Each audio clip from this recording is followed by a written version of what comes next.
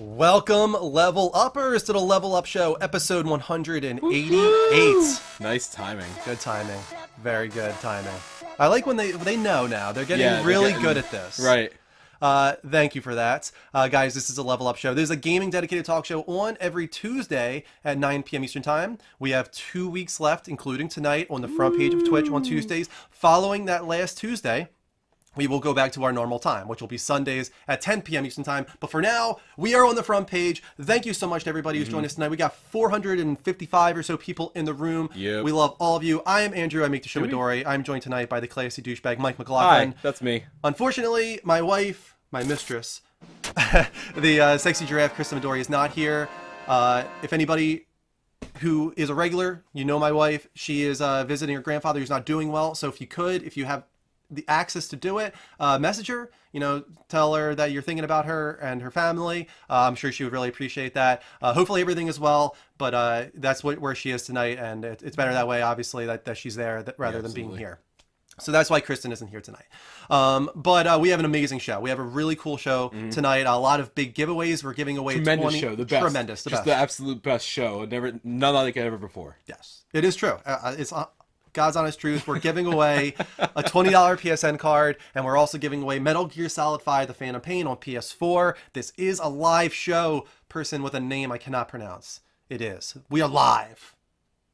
That's live. A very interesting name, even when you translate it to English. Yes, I'm trying to. Is that the translation? I think so. I think that's what it's supposed to be. It is.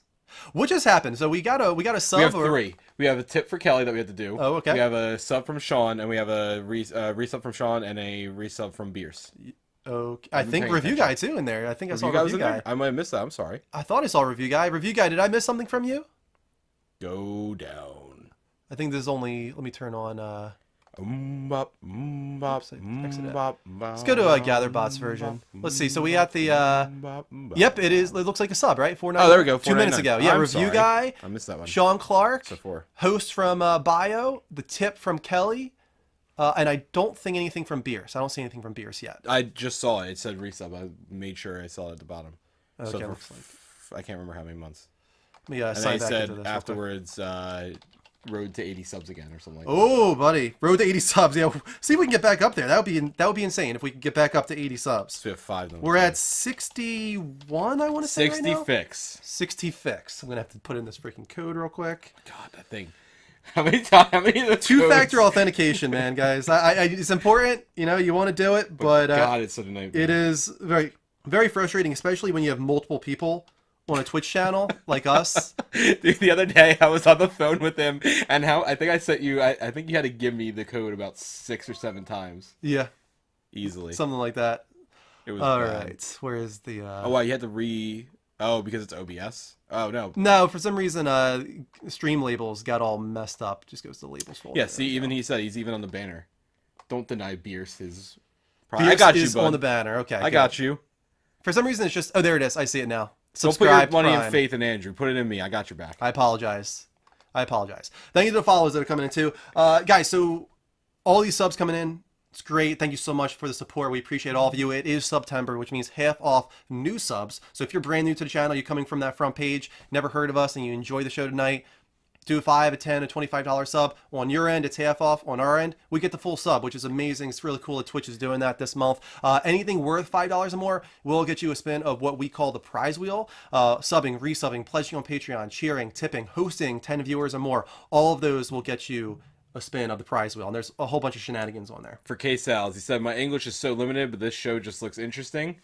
We appreciate that. You're pretty interesting, and we're glad that you're here with us. You actually did the right thing of clicking our channel instead of just sitting on the front page. People sit on the front page just like half-assed. You're missing out. You're missing out, Wow. guys. Come to twitch.tv. We're gonna give you free stuff at some point. Like, there's no reason to sit on the front Let's page. see if we can do that right now. We're going to go to the prize wheel. We're going to demonstrate how this works. Kelly was first. Before the show even started, Kelly did a tip of $10. Great way to support the show. Thank you so much, Kelly. This one is for you. I never clicked the front page channel until now. Draked 4WG. That is awesome. Oh, you just missed it. But she does get a Quote quote ad. ad. Nice. I really wish I could assign this to mods because it's very tricky. You can't do it. I can't do it from my I don't account? think so. Interesting. Let's see if that worked. I think I'm I mean, getting used to obviously this. Kelly can't do it. I did it! herself, But Quote ad to Kelly Jellyfish and another resub. 6 to Kiko. Kiko, thank you so Kikio. much. We got to go through in order though of what So happened. Sean Clark, I think, was next. Sean, Oh no, Biohazard Marine. No. that was with the host. So Sean Clark with the sub. We're gonna do another sub. This one for Sean Clark. Thank you so much, Sean. Really appreciate that, man. This one is for you. Is your Extra Life notification working? I believe so. Rick. Rick, didn't you donate the other day? And I thought I said something to you about it.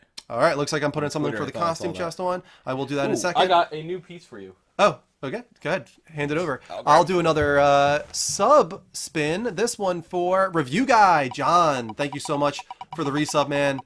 A lot of resubs coming in tonight. It always happens that way on Discord night. It's just the way it's not in the top drawer. Nothing in the top drawer? Not something that you would want. Kristen's not here, so I will respin.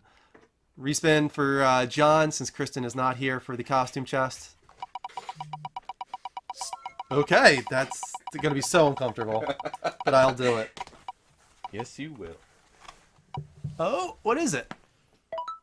Video game 20 questions for Nice. Review Guy, which works out because he can go on Discord. It is Discord Yes, he night. So, John, Was it start Discord thinking night? about your video game that you want to do for 20 questions. Oh, yeah, I guess it's the last week of the month. Last Tuesday of the month. It is isn't the last Tuesday Oh, boy. of the month. Okay. And the next one is for... I think this one is for beers. Okay, so I got to put on I have my costume on. I'm good. For some reason, I didn't realize I'm in costume right now. Well, it was Beers and then Review And then Guy. and then Kiko. And then Keiko. We just did Review Guy. This was for Review Guy. Oh, okay, so Beers was beforehand, but that's fine. 20 questions is for Review Guy. Google translates Yeah. for beers, and lastly for Kiko. All right, so So, Beers, you need to give us a phrase. Or actually, no, you know what? why don't you start typing I'll do something in beers? So you have to decide which language we're translating Yes, it that's to. right. And we're doing a video game magazine. All right, we got a lot of stuff we need to do. A lot of stuff for the prize wheel. I look crazy right now. I am very festive Batman. Very festive. I didn't know it was impossible to make Batman not awesome. Congrats. Not awesome. I think you mean more awesome, Rick. More awesome. You like my new ad to the costume chest? Yes, why not? I think it was necessary. Sombrero seems necessary. Oh, I don't know how we Batmano. didn't have this already. Spanish Batman. All right, so Mike is going to be working on his Google Translates. I've got my stuff on. So let's go to Discord. John, you get on Discord. Let's do video game 20 questions. Let's see if he's already You in there. send it out? You didn't send out the message on... Oh, yeah, Discord. let me do that, just in case somebody else from Discord's not here. We also got Kelly in the room. Let's talk with Kelly. Hi, Kelly! Kelly, how you doing? Hey guys, I'm good. So we're going to get John on the show, hopefully. That's the goal. How are you doing tonight, Kelly? I'm good. I have to turn the stream down because I always forget, and then I hear double, and then I go crazy. Yeah, life is good. I'm busy for like the next 6 weekends, so that's fun. But you know, Can it's we life. share the exciting news? Sure, if you'd like to. Guys, Kelly Jellyfish will be here in person on Extra Life Day. Yay! November 4th. That's gonna Not be a even just big Kelly. day. We're probably going to have more than just Kelly. I don't want to commit to anybody else yet because Kelly's the only one that I 100% know for sure is going to be here. But we're working to get a few other people from the community, regulars, best friends. We're trying to get them here for Extra Life to take part in the whole thing. So Kelly's going to be here, and I'm so excited that you are. I'm so excited too. I wish it was this weekend, but it's not. I have to wait a whole month. I'm going to drag John on the show. Yeah, go for it. Okay. John, how you doing, man? Good. How are you guys doing? Your resub was just showed up that? now for some reason. Was that his reset? That's weird. Yeah, even though we already spun for you. You did nothing else other than a resub, right? No, I just did a resub. Oh, that's weird. For some reason, it just showed up. All right. Well, either way, John, welcome to the show. You get video game 20 questions. Did you think of your video game? Yeah. Whenever you guys are ready. I'm always ready, John. All right. Kelly, do you want to take part in this too? I would love to. Okay.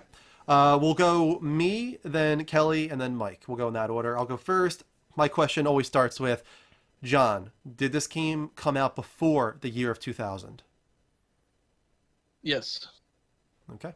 Go ahead, Kelly. Is the main character human? Yes. Mike. Kristen's not here, so does this game have a son?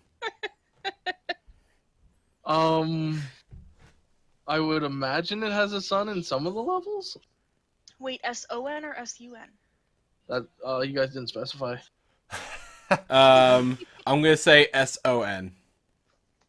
No, I don't think so. Ha! I just cheated, John. I feel like I got to like Chipotle and I was like, I'm gonna have chicken. Wait, no, I'm gonna have half barbacoa, but they already gave me too much of the chicken, so they can't like put it back.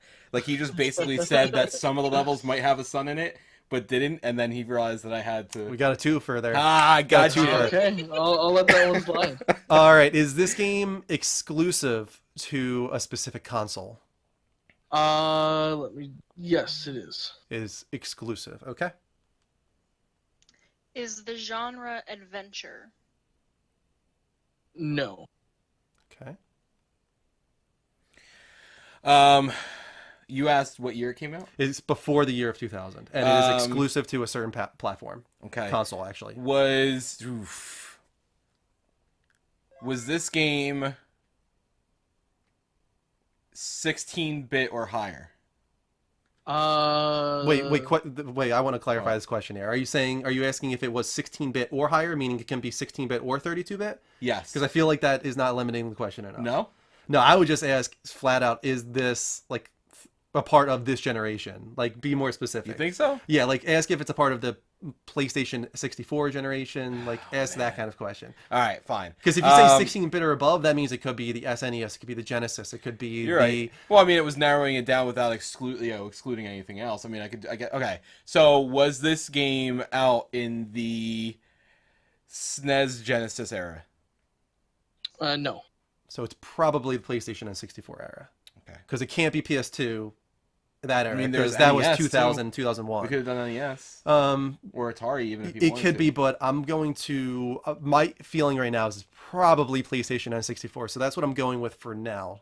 And I'm feeling like probably PlayStation exclusive. I feel like John's a PlayStation guy. So I feel like this is going to be a PlayStation exclusive game. Was this game developed by a first-party PlayStation studio? No. Okay. I am not an asset anymore because I. You don't know the PlayStation generation too well? I was like barely alive at that point. If I was alive, I was like 2. So I'm gonna ask generic questions, and you guys can just figure that out. Is the main character a male? Yes, it is. Main character is a male. Okay. All right. So wait, why we're just assuming that it's on PlayStation? No, I'm that's my direction right now. If you want to clarify. John, was this game on an Xbox console? No. Okay, there you go. That was a waste of a question. Why? Because it came out before the year of 2000. Okay. So it couldn't have been on an consoles. Xbox console. When did Xbox come out? It came out in 2001. No, 2000, 2001, around there. Oh, I thought it came out before. Come on, Mike. Nope. Don't be a fake gamer. Apparently, my God, You I'm just terrible. wasted a question, Mike. Listen, guys, this is more important to me. Okay? All right, we'll narrow it down. John, did this come out on the PS1? No. Okay. So that Did means it come out on the PS2? Well, no, it couldn't have come out on the PS2 because that's I don't 2001. I didn't ask a question. I mean, That I wasn't my think the question. assumption now probably is that it came out on the N64, but if you want to clarify that, Kelly. I will. Did it come out on the N64? Yes. Okay. Look at that. All right. So I'm so smart. male character N64, not adventure, which I would think narrows out like something like Zelda. That's kind of a broad term, adventure. So for him to say no so quickly, I feel like that rules out something like Zelda. Okay. Mike, I think you're actually up. Go ahead. It's on N64. Male He's on character. N64. And he is human. N64 human. Male character. And it's not first party. It's Well, not no, he first said, party. wait, not first party PlayStation. It could still be Right. first party. Never mind. Oof.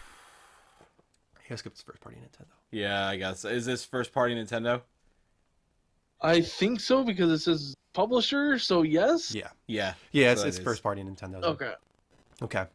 All right. So, do you play as only one character in this game? Oh god, I haven't played this in so long.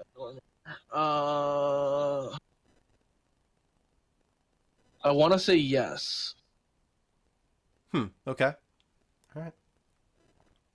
It makes me nervous that he wants to say yes. Yeah, that makes me a little nervous too.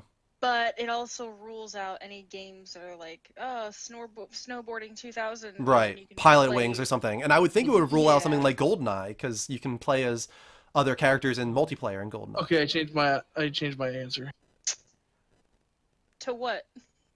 to there's multiple characters. Okay. Oh. Is so it maybe it GoldenEye? is like a...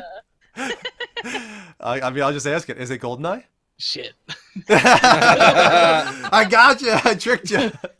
Oh man, I John kinda just fell panicked, for right? all of it tonight. I fell for all the thought tricks where that tonight. was, I didn't even realize. I was like, oh crap. Like, Hey, did Bryce ever tell us of language, by the way? What oh, was it? oops. Bierce. I don't think Or that Bierce gave a Bierce. language. No. Was there any language from Bierce? Anybody see in the chat a language from Bierce for the translation? I'm looking in the chat. I don't. I'm see looking to right now. I don't see anything yet. Let's go, Yeah, I don't see Bierce. anything either. Get on the ball. I got a good one for you.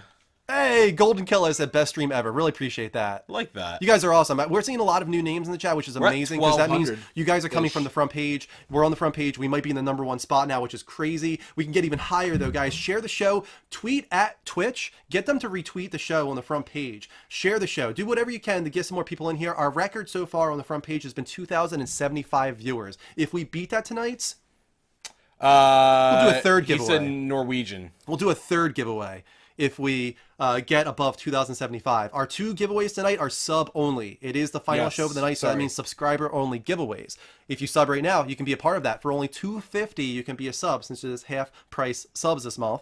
And we're giving away $20 PSN card, and we're giving away Metal Gear Solid 5: The Phantom Pain on PS4. So you have a shot at a lot more than $2.50 if you sub. And if we get above 2,075, we'll do a giveaway to everybody in the room. I like that. Yeah. I like all of that. Can I take this off now? I don't know. Yeah, I feel keep the like- mask on. You have to stay El I'd say- Batmano for the entire... If you want to do a bounty, I'm totally for it. But Oh my God! gonna- Somebody I was gonna go to the say- bounties right now and do a bounty for Andrew to stay like this until we start the show. we started the show. No, the official start of the show. Oh, okay. Andrew. I'm sorry. God, All right, get with the program already. get to the translation, Mike. All right, you guys ready? This is in Norwegian. This is gonna be bad. All right. Jeg kan vis deg verden. Skinner gildtren strælande. Fortell meg, prinsess. Nagdan jord. Du la deg la dit. Hørt bestem deg. Jeg kan ape on jeg dein. Lurer deg pa, lurer pa. Over seedlings og under. Pa en magisk tepter. Den helt niverde. Et nytt fantastisk stinspunt. Ingen er fortell oss nei. Eller for aga. Eller si at vi bare drømmer. Yeah, A whole new world. thank you. I thought you were pulling a Kristen for... So like do a- you even need to translate that, or Like are 3 we okay? No, it's exactly what it was. It was a whole new world. Okay. No reason to translate that, guys.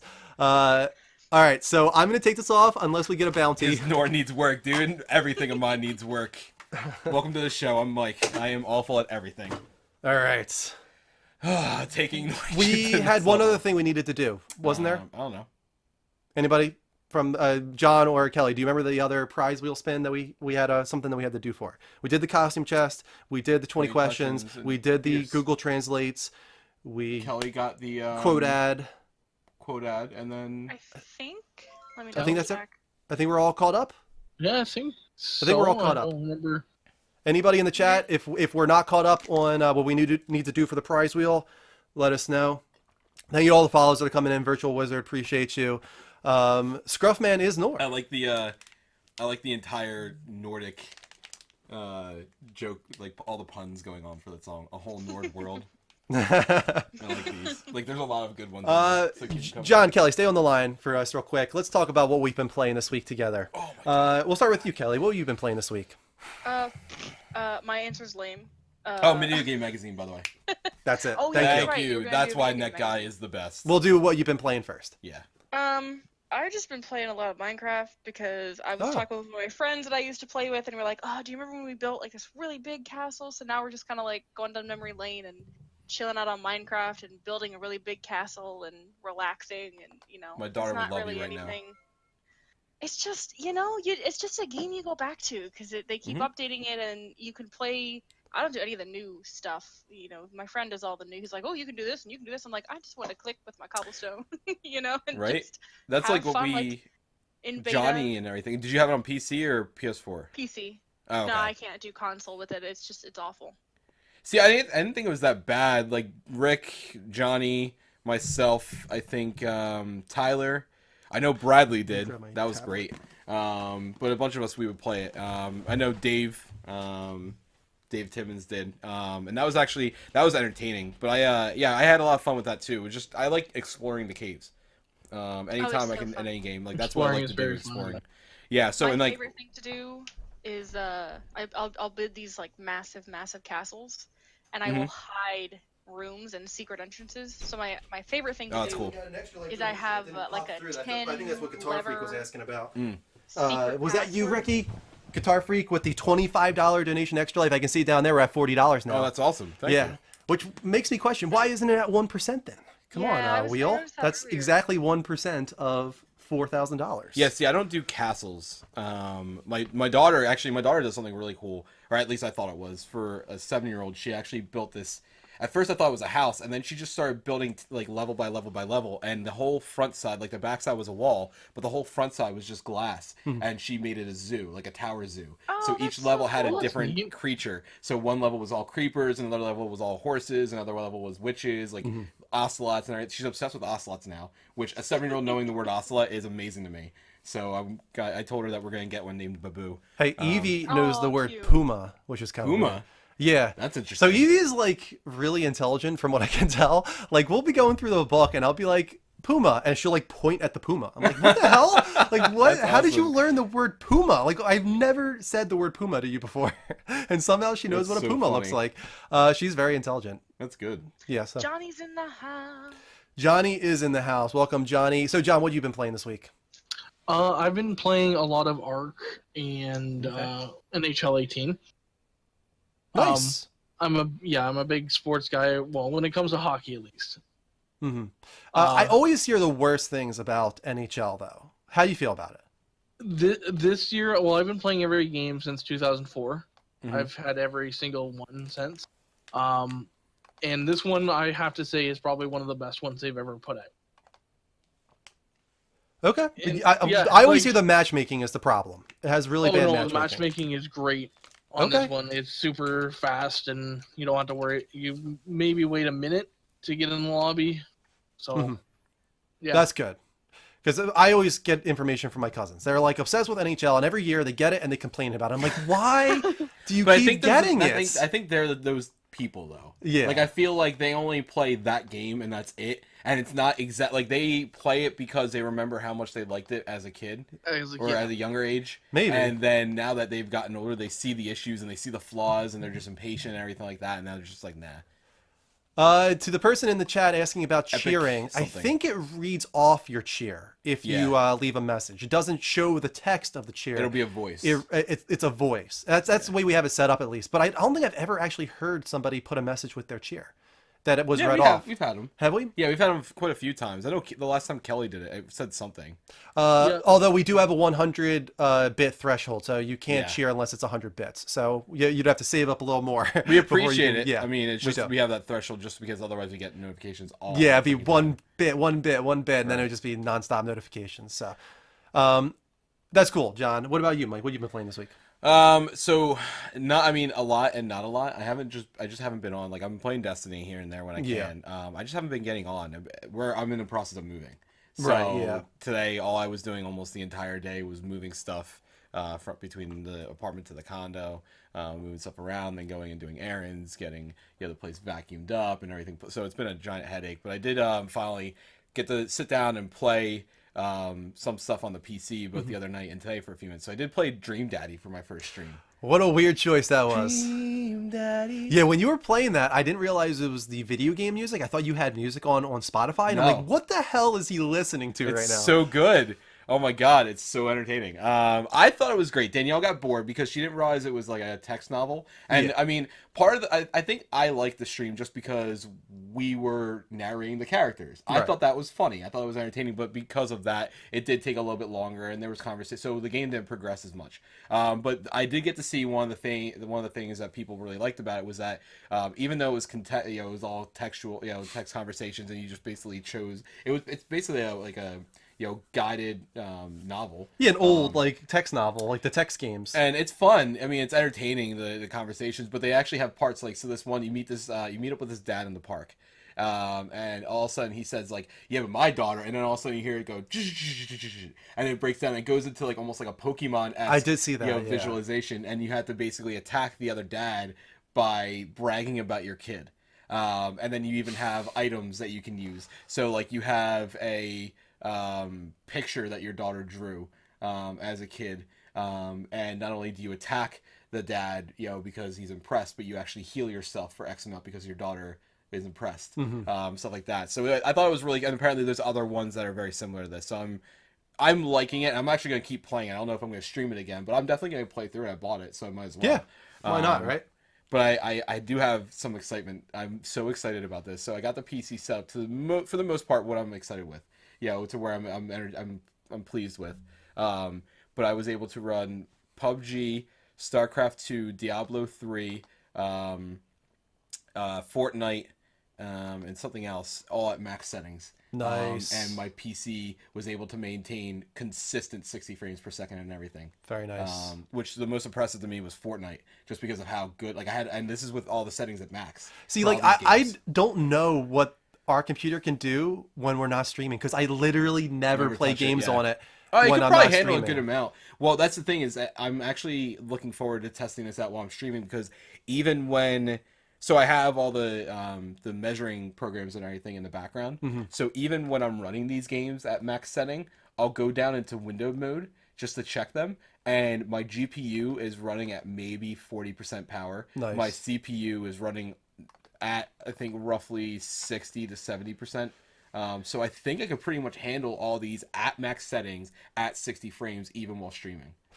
Yeah, you'd be surprised how much streaming takes up your GPU. Well, I did it the other day. But- Look at the other day. The only thing I adjusted on PUBG when I streamed, I think was the foliage. Yeah, I'm not Only saying you're because not it going to helped. be able to do it, but I'm just saying like the streaming takes up most Oh, of my it absolutely GPU does. when more than the game usually. Yeah. The streaming takes up more. But that's without overclocking, which I can absolutely do. Yeah. I was happy because my system runs at a consistent 86 degrees while idle, which is pretty low. 86? Not Celsius, Fahrenheit. So 31 Celsius. Okay. Yeah. Okay.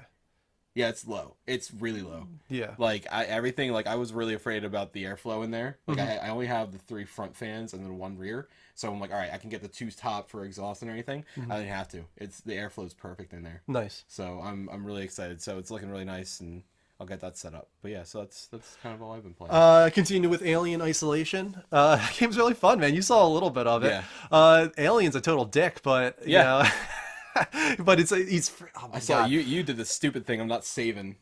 No, you can only save Oh, when every you so see a often? save. Right.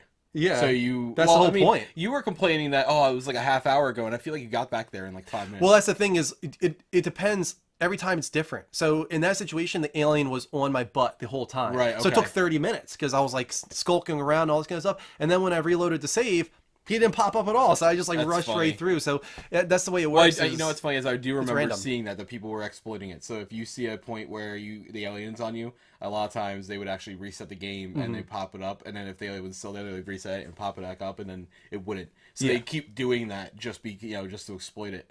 exploit that. Now that I have the flamethrower, that's like a game changer because it's not just insta death anymore. If I see him, I can shoot that flamethrower. Hey Brian, thank you so much for the sub. I can shoot that flamethrower and scare him away, and which is the best feeling is when he comes down real quick and you're just like shh. And he screams and goes back up into the vent. Like such an awesome feeling, and it still hasn't gotten to that point yet where I feel like it's overstayed its welcome, because that's usually the complaint I hear about Alien Isolation so far. It's staying fresh and interesting, and I'm having a good time with it, so hopefully that stays throughout the whole experience. I'm excited to keep going, and it's going to lead right into Evil Within, which I'm kind of bummed about because I feel like I kind of need a break from horror, but I'm just going to go right into Evil Within. And why don't you stream something else for a little while? Because if Evil Within comes out, I want to be there like day one. All right, well, so stream. I mean, you stream what, 3 nights a week, right? Yeah. So separate your days.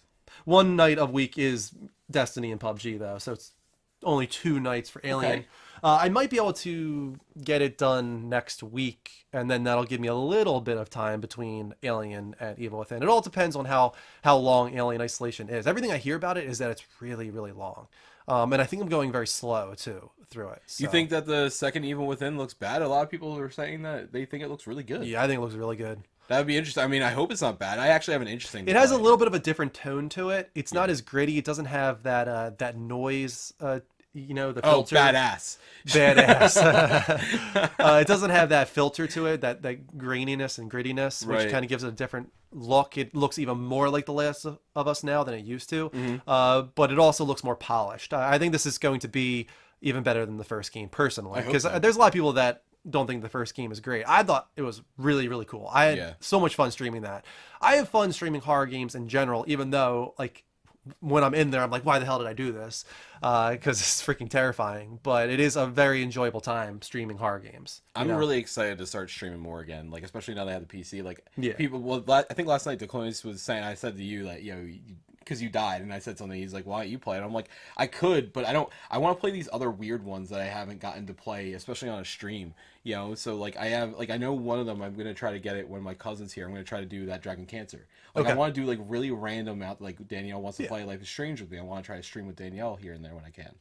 So do Life is Strange and I'll try to get her into Wolf Among Us and some of these other ones that normally I wouldn't probably play by myself.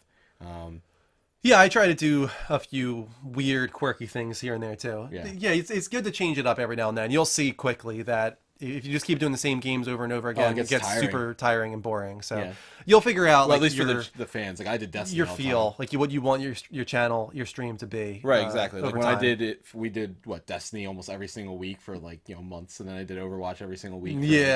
So I got that. You gotta change it up sometimes. I'm really excited for later on too. By the way, I did jump into. I don't know. Did you play it yet? The Battlegrounds mode for? No, I haven't. It's good. I hear it's awesome. I hear there's a couple gripes I have with it. We can go into that later, but I did play the Fortnite Battlegrounds Battle Royale map. That is one of our big stories tonight, so we'll talk about that later. We have a few more wheel spins to do first. I'm going to spin for Guitar Freak because that was a $25 donation to Extra Life, benefiting Children's Miracle Network Hospitals. Very kind of you, Ricky. He's doing an amazing job already. $550 something, I think, raised just on Guitar Freak's end, and now he's donating to our side of the team as well. Thank you so much, Rick. You're doing a great job, man. Everybody, be like Rick. It's for Children's Miracle Network Hospitals. Specifically for us, it is Children's Hospital of Philadelphia, helping sick kids in that hospital, of course. The kids. So just go to the link down there, the levelupnetwork.weebly.com/extralife, if you would like to donate. Ooh, 250 trophies to the entire room. That's awesome. It's awesome. It's awesome. Give it all you got. Give all 250. I think that's like the max I can give for the day, actually. Really? I think they limit you to how many you can give. You're at the 250 trophy limit. Okay, so let me try 200. See if we can do 200. Do it. No! What'd you give trophies to? I don't know. I don't feel like I gave any trophies to everybody today. Let's try 150. I wonder if that first message was just saying that you... All right, I was able to give 150, guys. All right, well, there's that. Hey, Dustin, how you doing, man? Welcome to the channel. I did give trophies to everybody. Damn it. I didn't realize I did. All right, well, anyway, we got another wheel spin. This one was for Brian. Yep, Flames to Earth. Brian Flames to Earth with the resub. A lot of subs coming in tonight. Keep them coming, guys. It is half price subs to anybody who is brand new to the channel. Join in, get the wheel spin. What's on here, Drew? On the wheel? Yeah. Oh, we got a lot of quirky things. We got a video game charades, as you can see there. You get to suggest an audio hook, Brian. And we need to do the magazine. And we got the magazine. I'll do that in a second. So, Brian, whisper me with what you want your audio hook to be. You get your own special audio hook. Dustin says, I hit my 34-month resub last night during Mike's stream. I did it, and I appreciate that. It is in the credits, Dustin. 1 month of special thanks to you, man. Thank you so much for the support. We appreciate you. All right. So, Brian, you can whisper me. We're going to go to the free cam here because we're going to pull something from the magazine chest. What's that, dude? All right. Grabbing something random here. Boogie! Boogie! Boogie! Ooh, Mike, you're going to like this one. I'll let you take it. Here you go. Yes! When's it Oh from? my god, it's so good. That's the first Fable, isn't it? No, that's not the first one. January 2003 it is. That's the first Holy Fable. Cow. Yeah, Oh my my magazines God. go way back, guys. Oh my!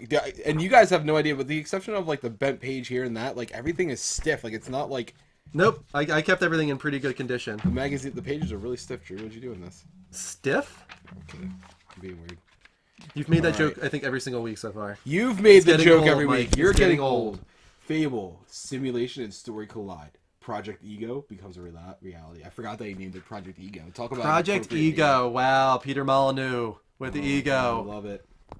My God, this is like my favorite game. I played through this. The so first much. one's your favorite? This was my favorite game. The second one's still probably my favorite. I like it. The second one more than 3. Was the second one the one with the dog? Yes, the second one's the one with the dog. I just thought that one. Take a look at the back cover.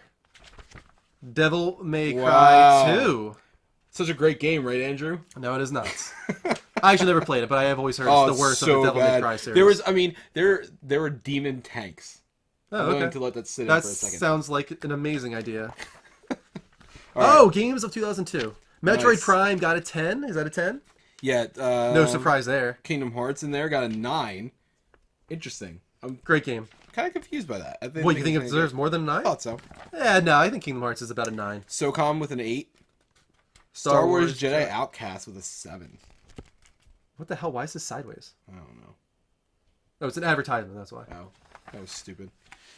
Super Mario Sunshine only got a 6. Wait, hold up. Hold on.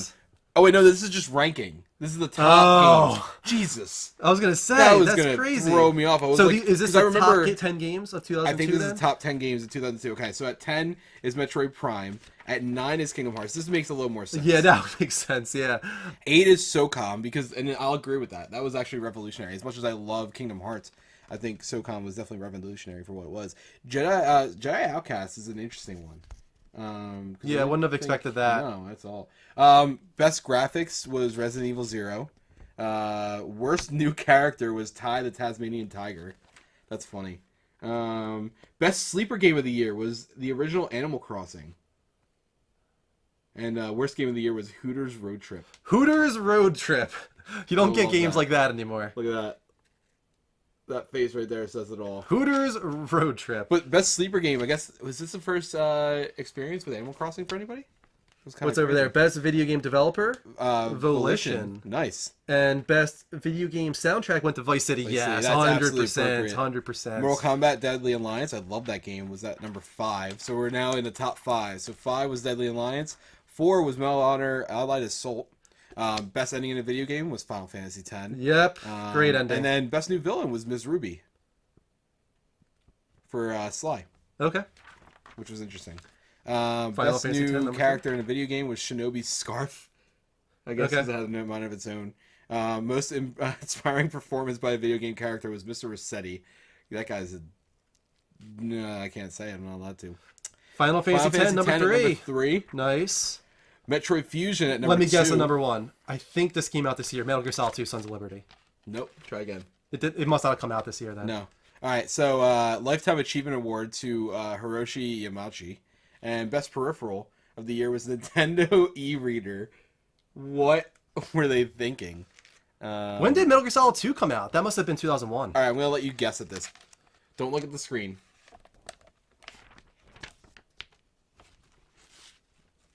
What would it be?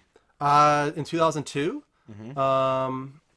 In 2002, what would be the best game of the year? I don't know. I'm asking you. Geez. Did Grand Theft Auto come out that year? Grand Theft Auto Vice City. There you go. Yeah. Vice City at number 1, which I also agree with. Yeah. Metal Gear Solid didn't come out that year. Vice City was probably one of the best things that came out.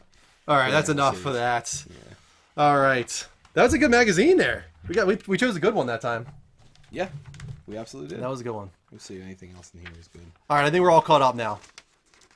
Vice City is my favorite of the PS2 Grand Theft Auto games, for sure. Oh, absolutely. Yeah, that was so I can't good. disagree with that at all.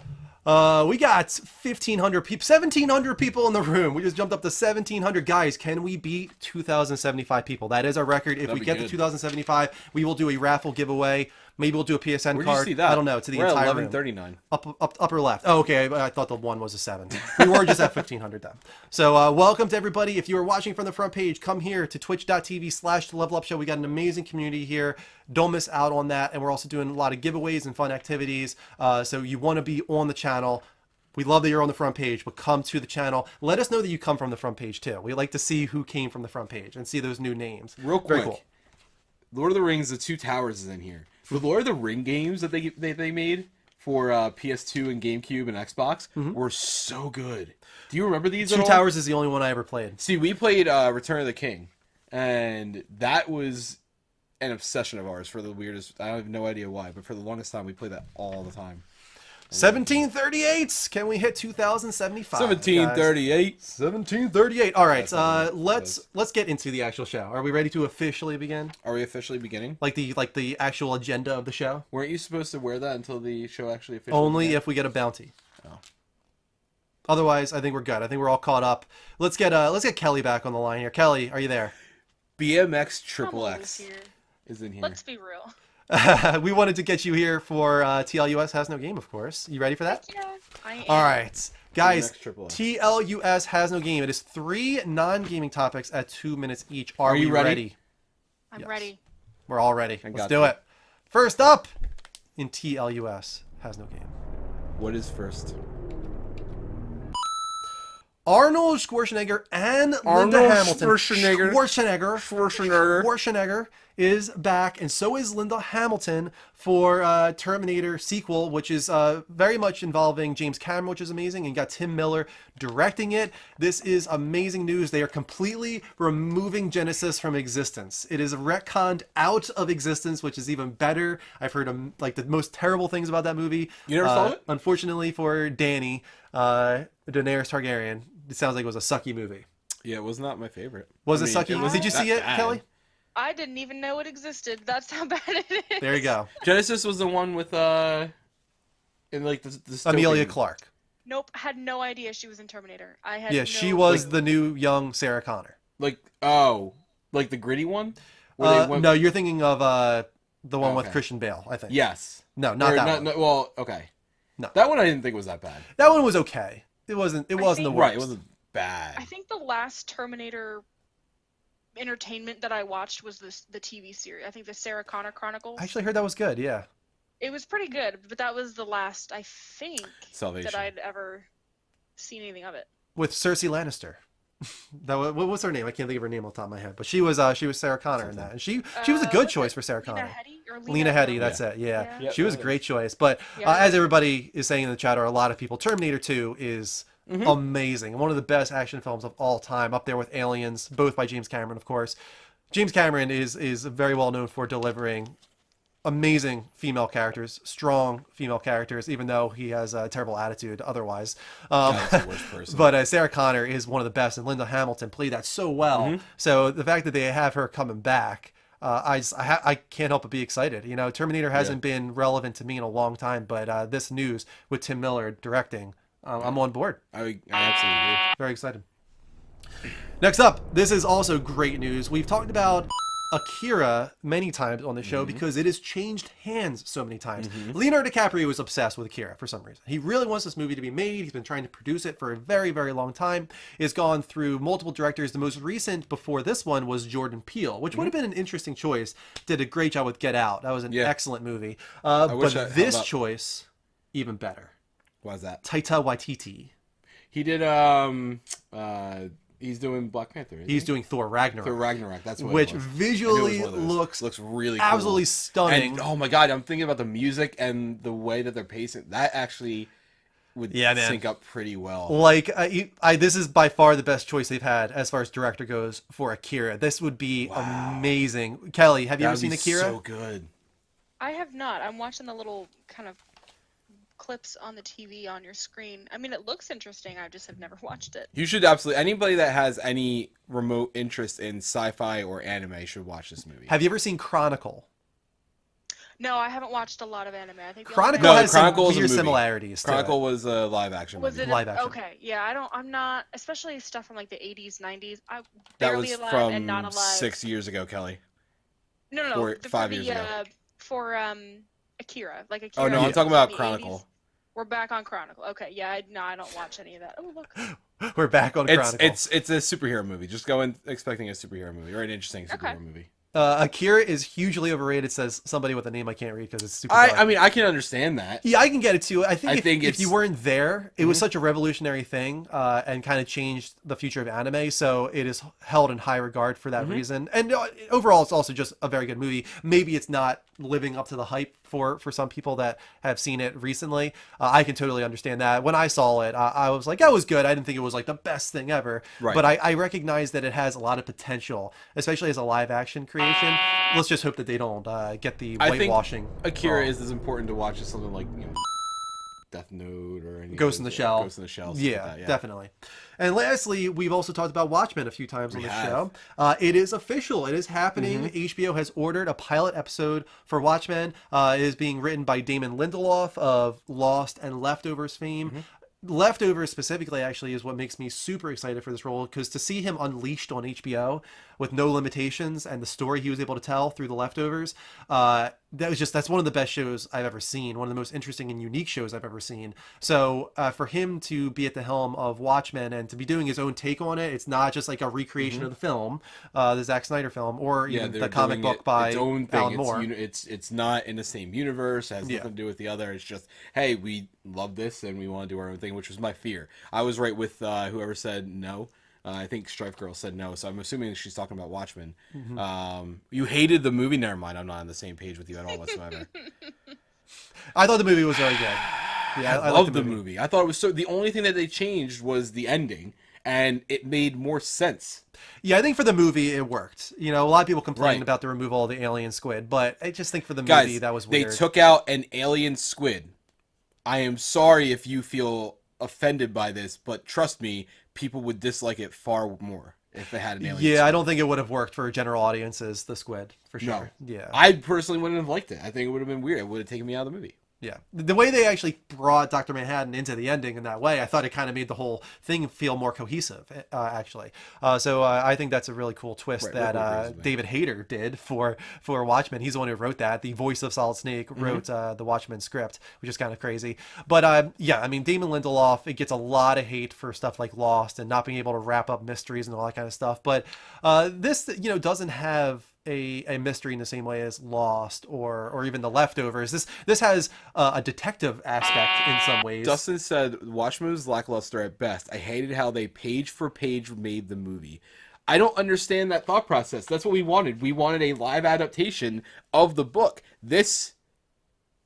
I don't understand that process. If I mean, you I want can something understand different, liking the book more. series, I can get absolutely no. Listen, I get that part of it, but saying it was lackluster at best, I'm like, that doesn't make any sense for me. Like, it was the book. It was pretty much the book.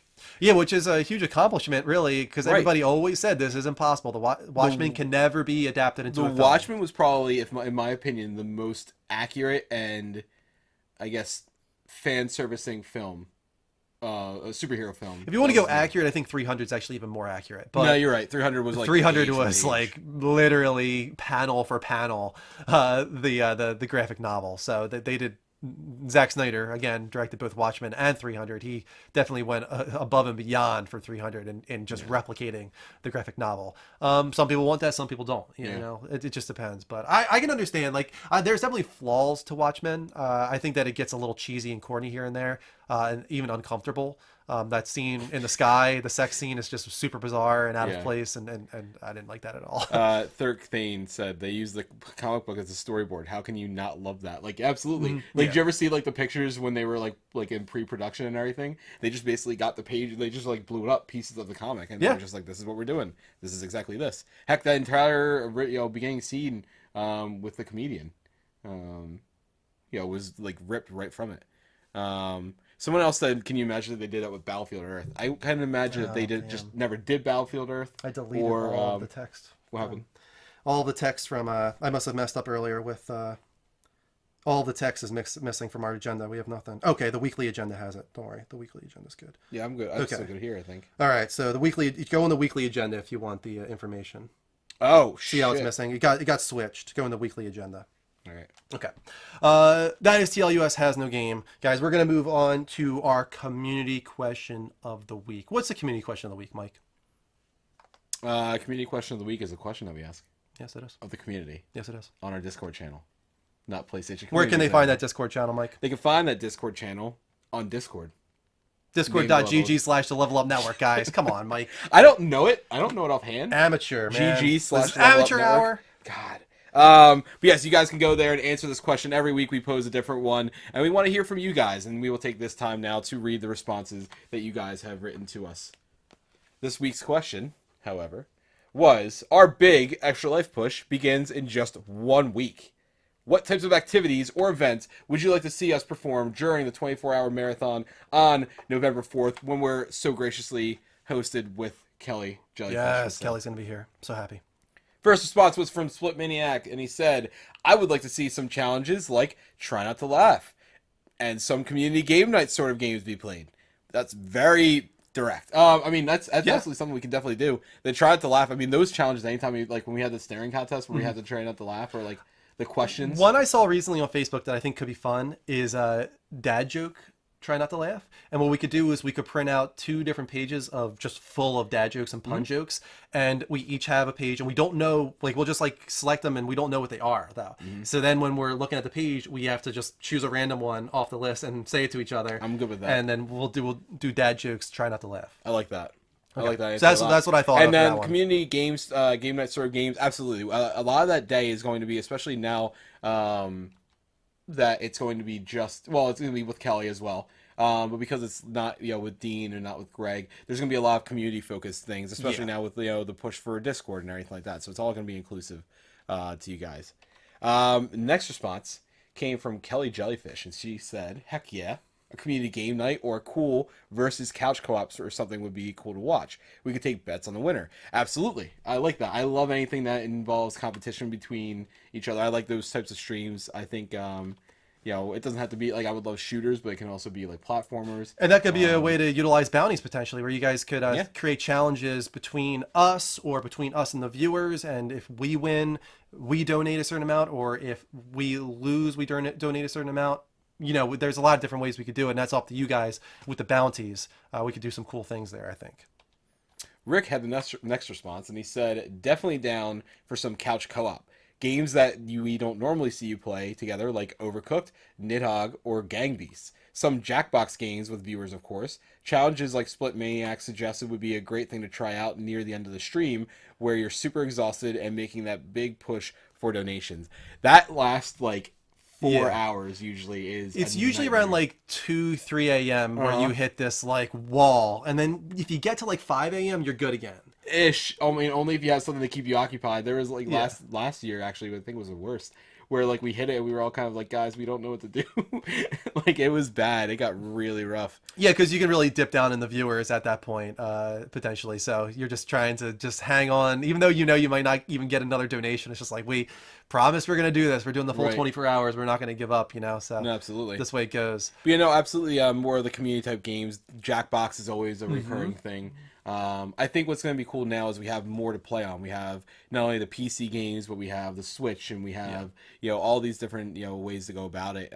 We have games like PUBG that's going to take a while per match. Is this year 25 hours again? Does it fall on that weekend of the time change? Guitar Freak, if that's true, I didn't think it did. I'm going to hold you accountable for that. And I thought the time change was in October to this get year. mad at you directly for that. So thank you. Man, is that true? I don't know. I mean, hope 1 so. hour more. Like, But that's rough. at that dude. point, like, who cares? That right? 1 hour, all of a sudden you realize it's like 12 o'clock again. You know, it's just like, oh my god. Yeah, this will be the first year where we actually have the PC for Extra Life. You could bring your entire PC setup and you could play PUBG. I honestly, I would bring mine if it wasn't in a glass case. Like my all five sides actually of my case are glass.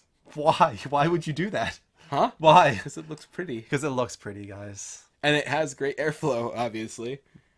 I guess that makes sense. Yeah. And the last response was from Strife Girl, our favorite, who said, I'd love to see you guys play a game called Hot Potato, but instead of a tennis ball, you could use something bigger like that booby you guys have in the show. Haha. Okay, so I know, like, of old Hot Potato, but, like, what is this new version of Hot Potato that we're talking I think about? she's talking about that. I think you thought she was talking about something different. Oh, I'm not okay. 100%. But I think she was just like assuming not everybody knew what hot potato was. I think she's in the chat. So Mel, let us know. Like, what is hot potato? Is it different than the hot potato that I have in my mind that I played as a kid? Hot potato, hot potato. Yeah. And also, I'm giving everybody 1,000 points to Gryffindor because you guys are all awesome and heroes tonight. That was the community question of the week. Join us on Discord at discord.gg/levelupnetwork, where you can not only network with the Level Up Network and its community, these great people, but you can answer these questions that we pose to you guys and get your feedback and input on everything to do with the show. So thank you guys for your responses. True story. Absolutely was. Guys, we're about to do our first video game giveaway of the night, but we're going to give you a second here Ooh. to potentially sub, because this is a sub-only giveaway for Metal Gear Solid 5, The Phantom Pain, on PS4, United States PlayStation Store. So don't enter into the raffle unless you are from the United States, because you're not going to be able to get the code and it's just going to be a waste. But now is your chance. Sub now. It's half price subs to new subs. $2.50 is all you have to spend to become a sub to our channel. You could also do a $10 sub or a $25 sub. Those are half off as well. We get the full sub, which is pretty crazy. Twitch is doing a really cool thing this month. So we'll give you guys a second right now. Metal Gear Solid 5, as much as it's a disappointment for me because it's not really what I want from Metal Gear game, it still was one of the best games of that year. Amazing from a gameplay perspective. Yeah, I so love if it. you haven't played this yet, Did you already buy get it? on it. Yeah, it's You bought. did buy it for the code PS4? is Or... Mhm. Yeah, for PS4. PS4. It's the only one I could get. PS4 code digital United States PlayStation Store. So So if we actually go get a potato and put it in the oven for about like a minute and make it a hot and potato. make it a literal hot potato. Yeah, you can do that. All right, guys. It is a 5-minute long raffle, so you still have a little bit of time if you wanted to become a sub and get in on this. But I'm going to start it now once I can find the. That's not the tab. That's the tab. There it That's is. the tab. Giveaways. All Found right, it. so guys, it is 100 points to enter into the raffle. You can buy up to 10. Oh, there you go. Biohazard Red Rain. Rain. Thank you so Thank much. you. I'm going to make this one maximum Yeah, no, ticket absolutely. because there's no reason. You guys are subs. So we'll make it 100 tickets to enter in. It is 5 minutes long. Just do ! raffle space the number of tickets you would like to We have to make sure that purchase. this works this time. Yeah. So here you go. Start. Check the chat. Make sure it did. Come on now. Gather bot. Work this time. What's up, Bill? There it is. It started. All right. So there you go. ! raffle space 1 if you guys would like to be a part of the giveaway for Metal Gear Solid 5, The Phantom Pain. Wow, look at that. A lot of people want Metal Gear Solid 5. I I don't like blame it. him. It's such a good game. It's a great game. It I really is. want to get back into it. I don't think it's gonna let you, Big Steve. Just do 1, guys. It might say that you can do 10, but just do ! Yeah. raffle space 1. Yeah, we so just just do changed it again. it from 10 to 1. From raffle 1 if you did 10 because it's not gonna work. I Yeah. don't think. We want to make sure everybody's on the same page, especially since it's a sub only giveaway. There's no reason Yeah, to cater absolutely. to a sub that has more trophies than another sub. Dustin already has it. Lo siento, Dustin. I apologize. But we're gonna do a wheel spin real quick while that's running for Biohazard Rain, who now has the level up emoji. That's nice. This one is for you, Bio. Appreciate that so much. He's gonna be our streamer spotlight, guys. In just a little while, we're gonna bring Bio on the show. And the wheel has chosen.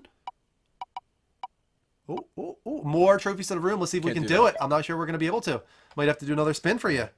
Give all 100. We're going to make that a 1 Peace. No. All right, we'll spin again for you, Bio. It's a little bit annoying that they limit the amount of trophies you can give away. Yeah, I guess so you don't abuse it. Yeah. We're gonna have to get rid of these. Jeez. Alright. Oh, almost triggered. Video Game Magazine, we'll do another one. Nice. I don't know if it's going to be as good as that first one, though. The first one was Oh, good. no, that was really good. That was a good magazine. All right, let's dip. Let's go into the free cam here. All right, and the next magazine from the chest. Ooh, huh. In a year without Halo 2, Counter-Strike is Xbox King.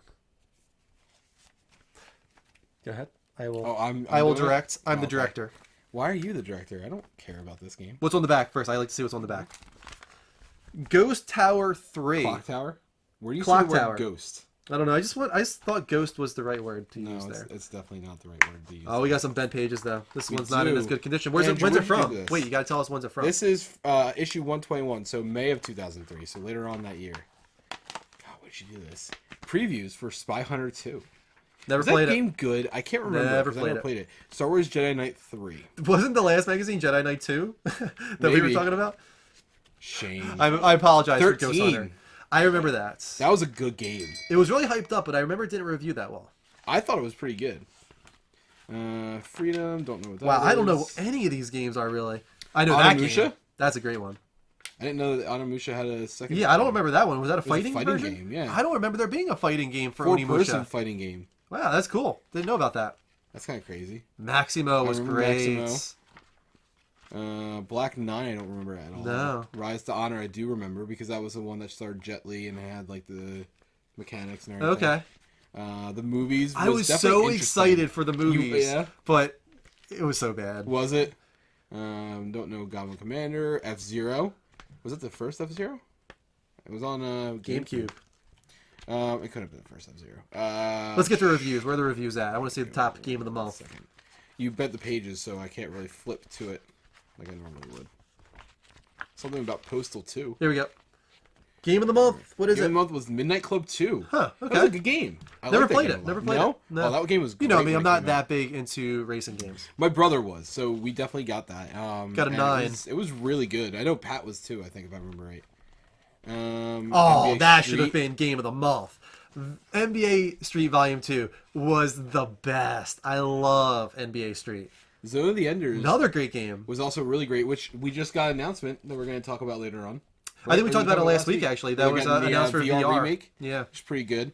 Which I didn't realize most people pretty much bought just so you could play the Metal Gear Solid demo. Yeah. Yeah. That was the original Zone of the Enders, not part 2. But the Gotcha. first Zone of the Enders I bought just for the Metal Gear Solid 2 demo. And I put Primal. like 10 hours into that demo, if Let's not see what more. else. Clock Tower 3. Big Mother Truckers. Nice. Love it.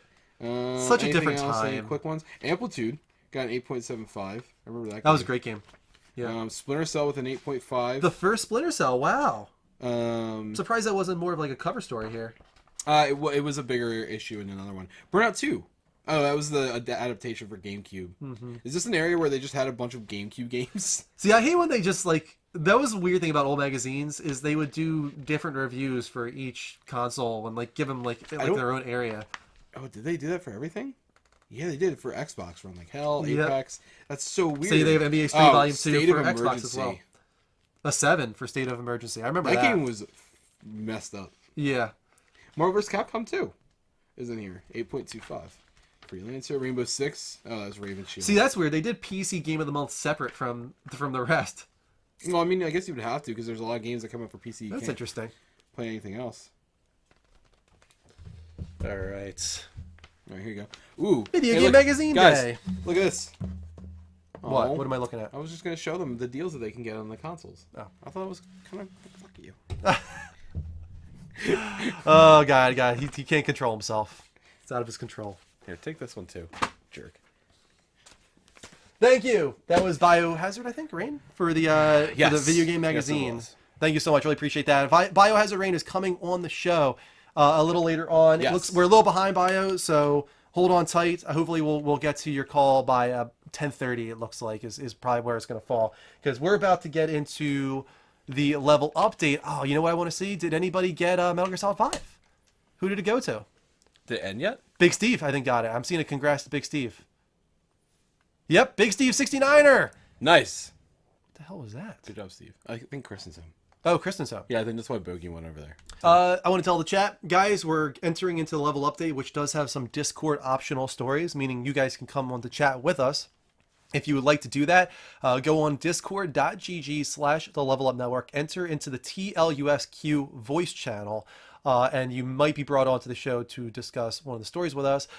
This first story is about Square Enix. The only person we have right now is John, so let's bring John back on the show and see if he wants to discuss this with us. John, Hi. are you there? Yep. Hey, man, how you doing? Good. All right, since you are the sole person on Discord right now besides Kelly, you have the privilege of being a part of the level update. Sweet. Guys, level update, our weekly discussion of the week's biggest gaming industry news.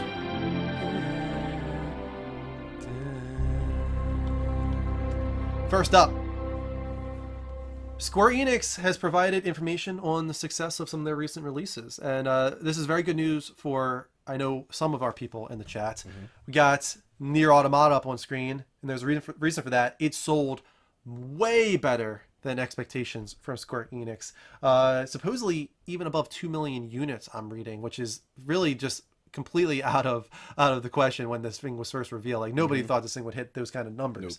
So way above expectations, and they're actually saying that they're working on building it into a major franchise moving forward. So I know, like, people like Rick in our chat, GFN, huge fan of Nier. He's going to be happy about that one. I don't think you played Nier, right, John? No, I didn't. Heard very good things about it. I've heard good tempted. things about it too. I just haven't had the opportunity to play it. So Yeah. Otherwise, Tomb Raider and Deus Ex were major critical hits and show the company can make great games. The way they worded this here makes me feel and assume that they did not deliver on expectations. Tomb Raider, Rise of the Tomb Raider specifically, and Deus Ex. So maybe it's because you went exclusive? Right, well, You for know? Tomb Raider, I mean, the Deus Ex thing, I think, was just... I don't know what happened with that, but so many people really wanted it. But I think it was much more niche than they anticipated. I think they expected it to be this bigger game because of how dedicated its fan base is. And then when they made Deus Ex, they had this really big stretch goal that they expected to hit, and they didn't sell very many copies of it. Right. I think it reviewed very well, and the people that played it really liked it. But I don't think it sold as well as whatever reason they... But this was also... Square Enix has this issue. They did the same thing with the original Tomb Raider, and what else came out that year? Their expectations are way too high, right?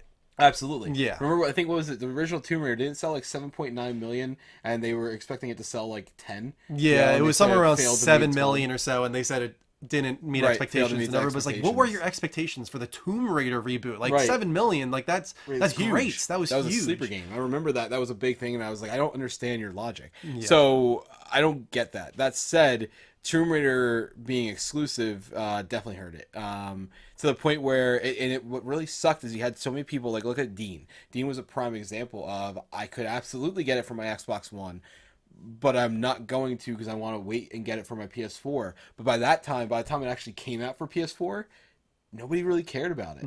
And there were some people that did, and they played it, and apparently it's really, really good, and I do intend to get it.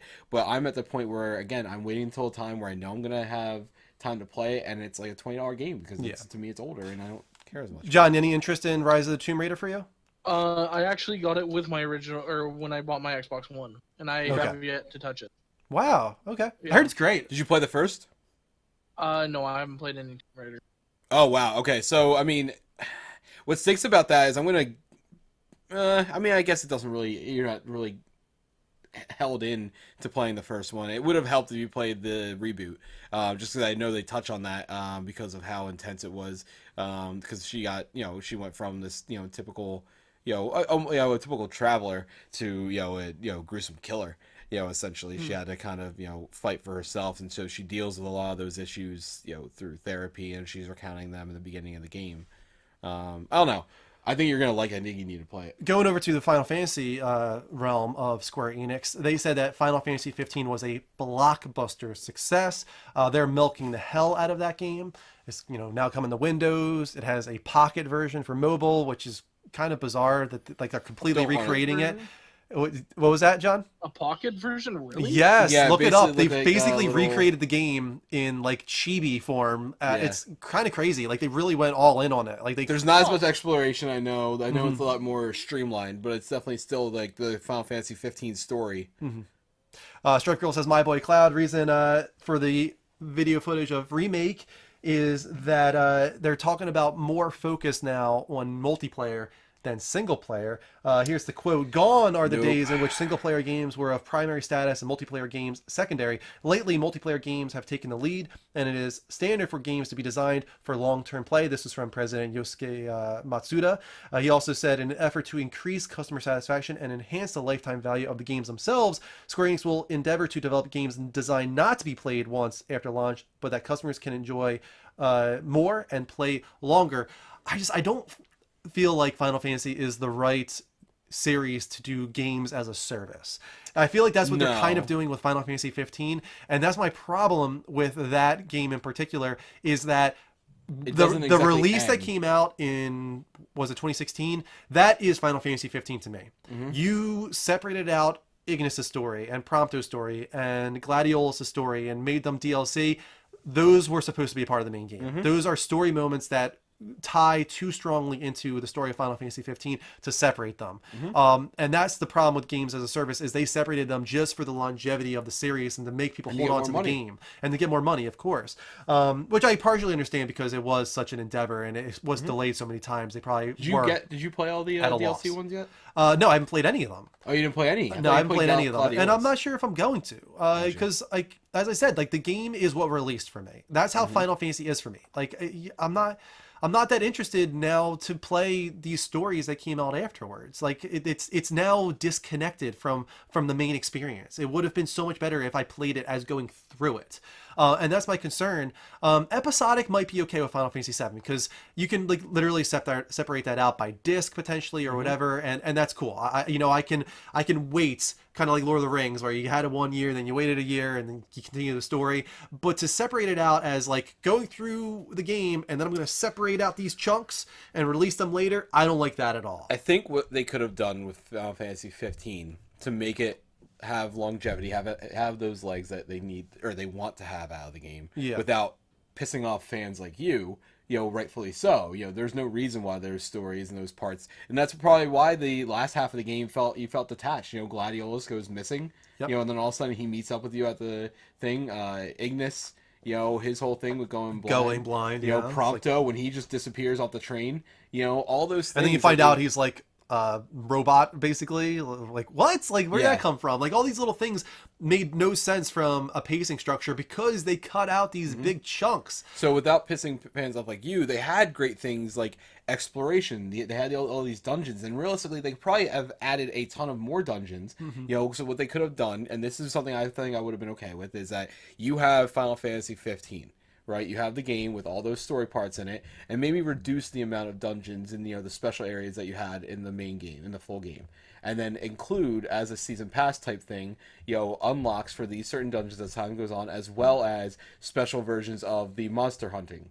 You had this special, almost like they have the public events in Destiny. You have those public monsters where for this week there's this giant monster, and multiple people can go into the game and try to play and take down this monster at a time, and if you succeed you get that. You have leaderboards with the monster hunting. You get special equipment. The dungeons give you special equipment that might help you with taking down some of these monsters, so it might help you almost like a little mini raid in a way. There's definitely many things that they could have done to give it the legs and longevity so that you would want to go back to it and keep playing over and over again without hurting and harming the story like they did. Sorry about spoilers, but it's been long enough for Final Fantasy 15 in been my a year. opinion. It's been over a year. So it's been long enough. Who said spoilers? Come on. I mean, what do you want us to do? How long do we have to wait before we can talk about these games? Modern Day Warrior. Hi. Hi, Modern Day Warrior. Hi. But apologies if you got spoiled. It's been a very long time. There are no apologies coming from me for this next story. But we did put a poll in the chat. We were asking you guys, when do you think Final Fantasy VII Remake is going to get its next footage? Most people said PlayStation Experience. I'm inclined to agree. If it doesn't happen at PlayStation Experience, I think it's not being shown at all this year whatsoever. And there are several people that said 2018 or later.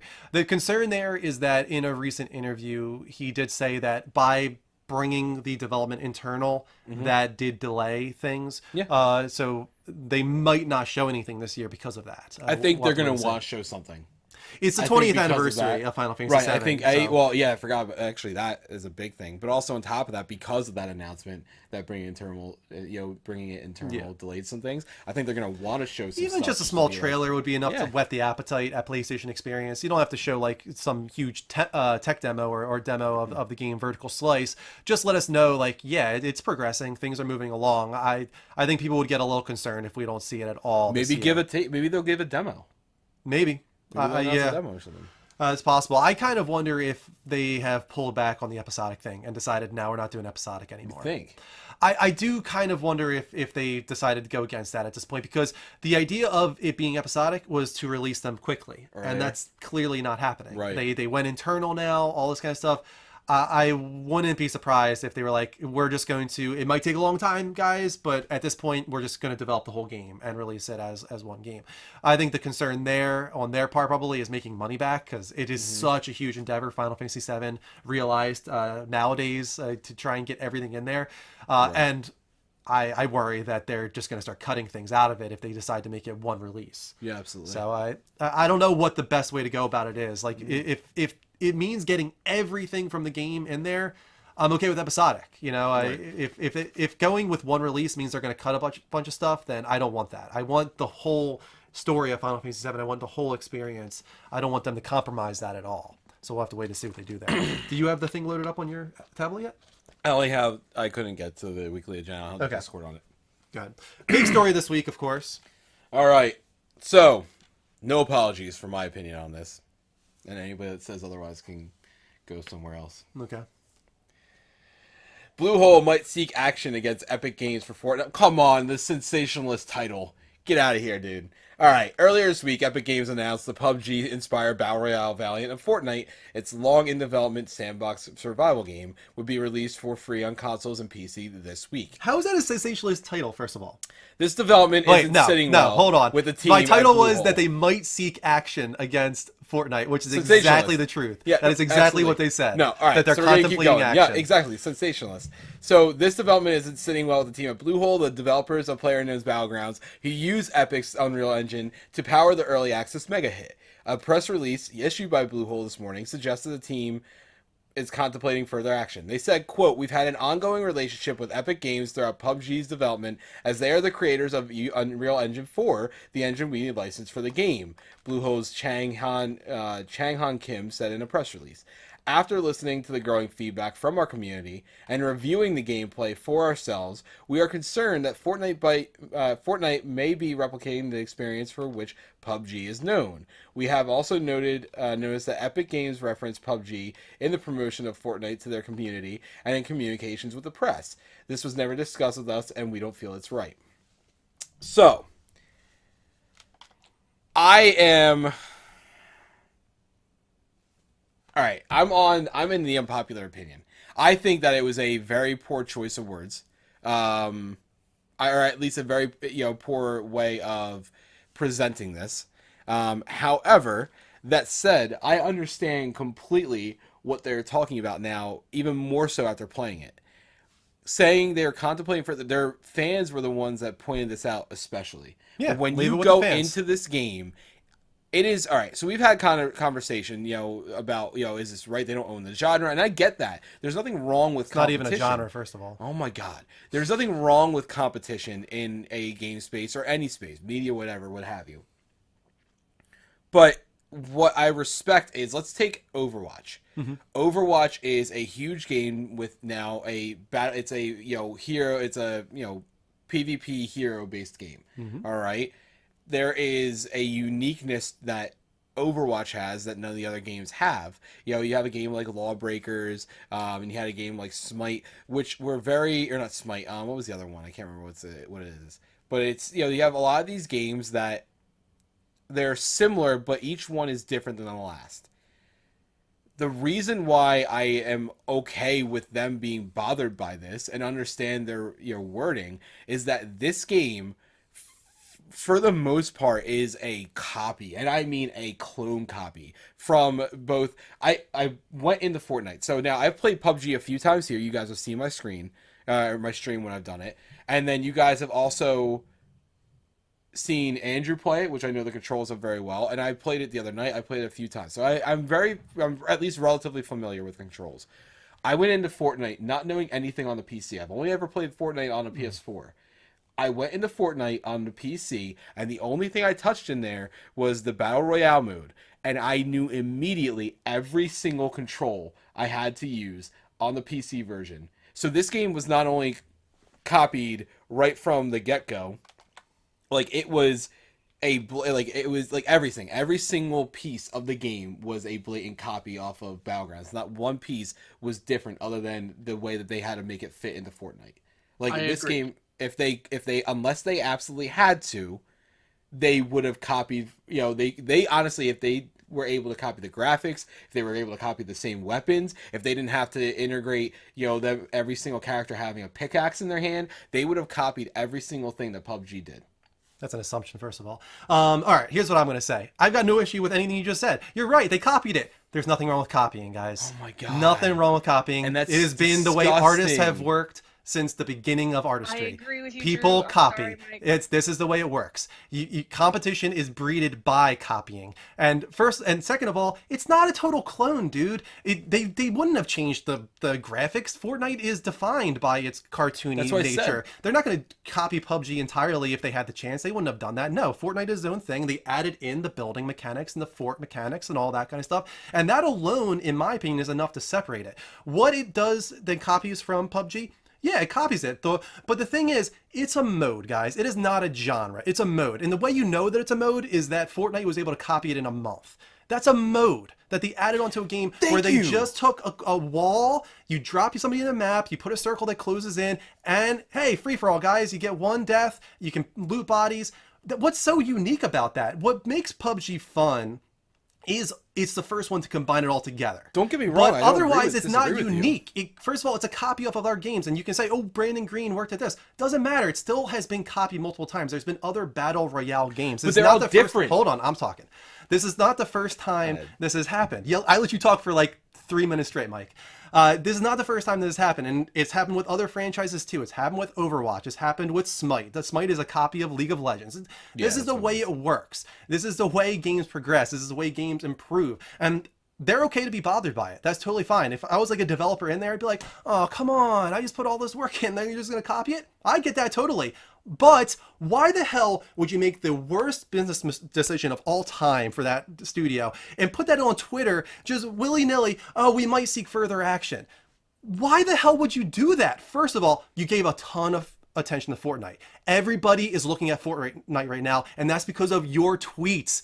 Everybody wants to play it now. You just did yourself the biggest disservice ever, Bluehole. You're idiots.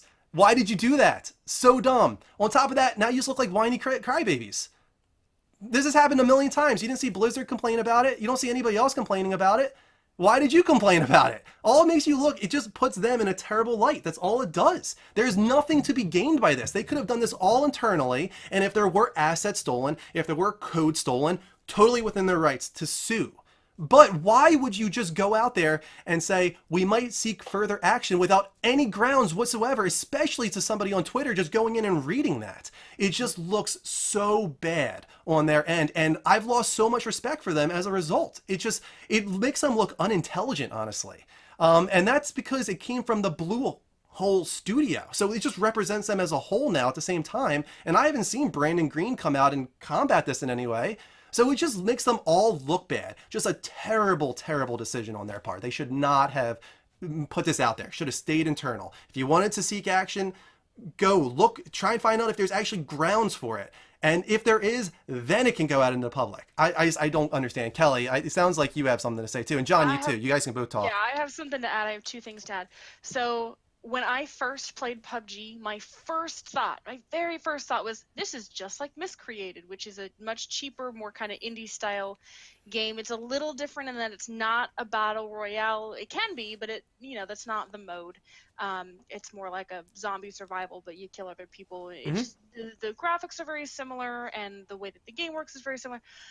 And even I think there's I think H1Z1. I think there's, like you said, PUBG kind of takes bits and pieces and kind of throws it all together. But copying or being inspired by something else, I mean, to throw, classical art history, the greatest artists, like the classical artists that we know, like Van Gogh and Monet, they copied other people and created these great masterpieces based off other people's work. Like, that's how we grow and that's how we learn. And we go, I can go, oh, I have this idea, but I'm only one person. I only have so many ideas.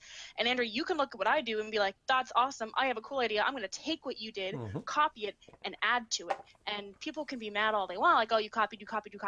But your game would be better. And that's just kind of how things progress. If we never did, well, Andrew did it, I can't ever touch it because he did it, then we would never go anywhere. And that's in terms of video games and in terms of a society.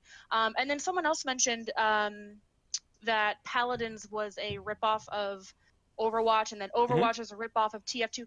Yep. So because Halo came out in early 2000s, Call of Duty can't have ever existed because it's a first-person shooter, and they essentially copied. Really, when you get down to it, Halo and Call of Duty they're both at. Do you shoot the bad guys, and then the game is that's a copy. Let me touch on that real the quick, closest actually, one too. was- One of their problems was that they brought up PUBG by name.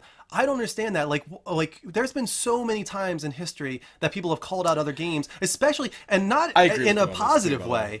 In a negative way. Halo Killer was the term used by both media and developers alike for the longest time. Like, this is going to be the Halo Killer. Like, so we would use other games in negative light as a name in the past, and now Fortnite, they put out a message saying, we love PUBG just like you guys, and we want to bring that kind of experience. And you have a problem with that? Like, right, no, I agree with that. Now, funny thing, real quick, Johnny, don't bring that up, because didn't Vanilla Ice lose that legal battle for Queen?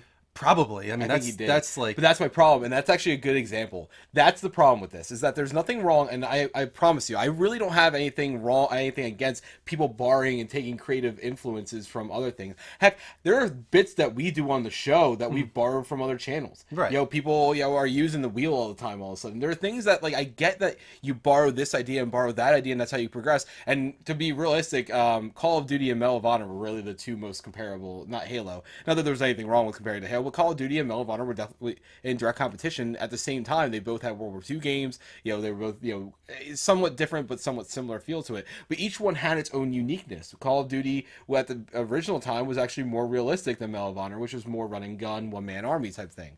So I get this. The problem is that there is a difference between using things as an influence and then copying. And that's what I think my problem is that it is a direct rip. Like, there is almost, I'm telling you, after playing it, I've watched full matches. I don't agree that's a there direct is almost rip. Nothing. Yes, it's just in a Fortnite universe. That's exactly the difference. That's exactly the difference. But that's the thing, is that's not.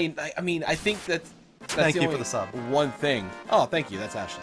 I think that's the only thing, though, is that if Epic had, I mean, Epic. So I think that, and the other thing too, that someone else brought up too, and I don't know why I didn't earlier.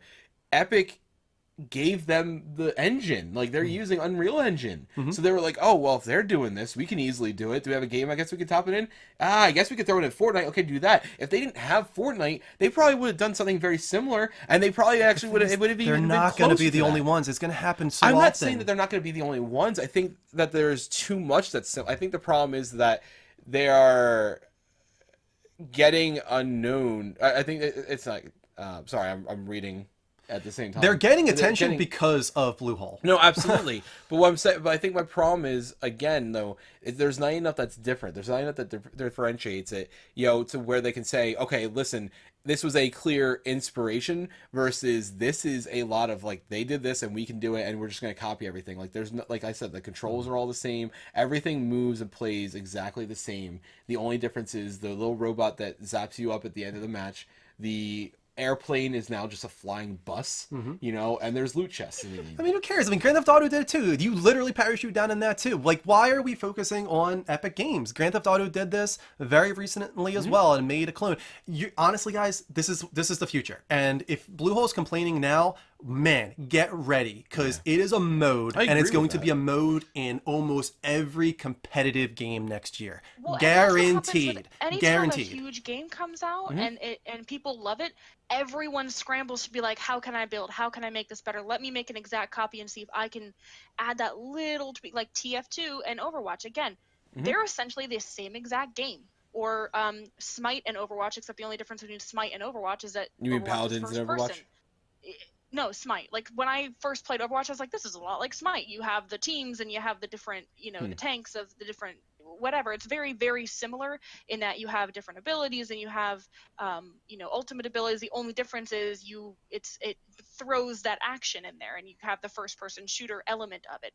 That's why I think Overwatch is so unique. It's got this weird kind of not RPG, but kind of that whole team building with class building and how you merge the classes together and making a well-rounded team, but also and having the abilities balanced, but kind of throwing it in that first person shooter aspect. And someone mentioned, and I have to find it again, someone mentioned that they took the Bluehole created the best game on the planet. It's got 1.5 million players.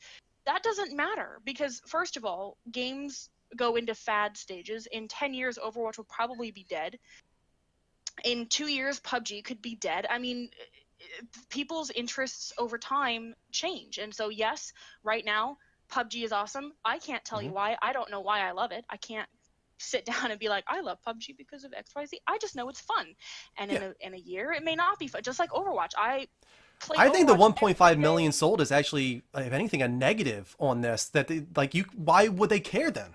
If they're at the top of their game, 12 million units sold, 1.5 million concurrent players, why are you looking at this game that added an alpha version of a mode?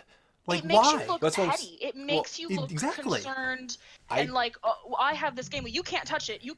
If I was a makes game them look developer, shook. I don't think so. Like I said, if I was a game developer and I made a game and it became really, really popular and I got 1.5 million people and people were copying, I would be like, wow, that's awesome. Or if I had old I know they could have treated this in a completely different light, a positive light. what I'm saying, And I completely agree with that. Yeah. But I think let John talk. Yeah, John hasn't talked yet. Go ahead, John. They could have went a completely different path. I was actually shocked when Bluehole came out with. I saw that. I was like, really? Like, really? Is it that similar? I'm playing it right now. I'm playing Fortnite, the battle mode. It's nothing like. There's some similarities, but the fact that there's building in it, I think that differentiates it enough from PUBG. Mm-hmm. I don't know. Agree with that. I agree too, based on what I've watched. With a little twist. Yeah. Now, I do agree with Mike that if they're using the same engine and they just kind of like, well, we're just going to take this engine that you built, we're just going to go big. If they stole assets or code, that's a problem. That's my problem. That's what I'm saying. That's what I focus on. Like that's. Now, I don't know enough about it to know that that's what they did. If it is just like, hey, this is our game, and hey, PUBG's really popular with what they have. Let's make that a mode in our game, but it's not the whole game. But let's make it a mode. Now, I know PUBG was kind of talking about adding different modes and different maps, and they're trying to build on it, and this is just the beta right now. But I think it's blown completely out of proportion. I think that Bluehole should have never said anything, because Overwatch has never said a damn thing about Paladins and any other game that's come out that's a ripoff of Overwatch blatantly. Can I just sorry, I just want to interrupt for a second here. Can I just say, I do want to wrap up this conversation. I actually want to skip the next story because I want to make sure we get Biohazard Rain on the show while we're on the front page. No, so like final comments here, if you guys want to leave like final comments. We can come back to this too. We can come back to this later on. Just to finish up my thing, I don't think that's a feeling of being threatened. I don't think it has anything to do with that. I think it's because they said this looks to play very similar to our game, control wise, how you start, how you jump in. Grand Theft Auto doesn't start that way. Any of these other ones that have the same idea don't start the same way as PUBG does, except for Fortnite, and that is why they said this is almost exactly the same thing that we do, and this is why we have a problem with it. I just think there could have been a really humorous and positive way they could have handled this situation. Yeah, I do to bring up any inkling of a lawsuit was the worst possible thing they could have done in this situation, in my opinion. Understand them being a little butthurt, completely understand it. It's when my video got plagiarized, if you want to call it that. That was literally 4 minutes and 30 seconds of a 5-minute video that were directly copied. I was pretty annoyed. That was upsetting.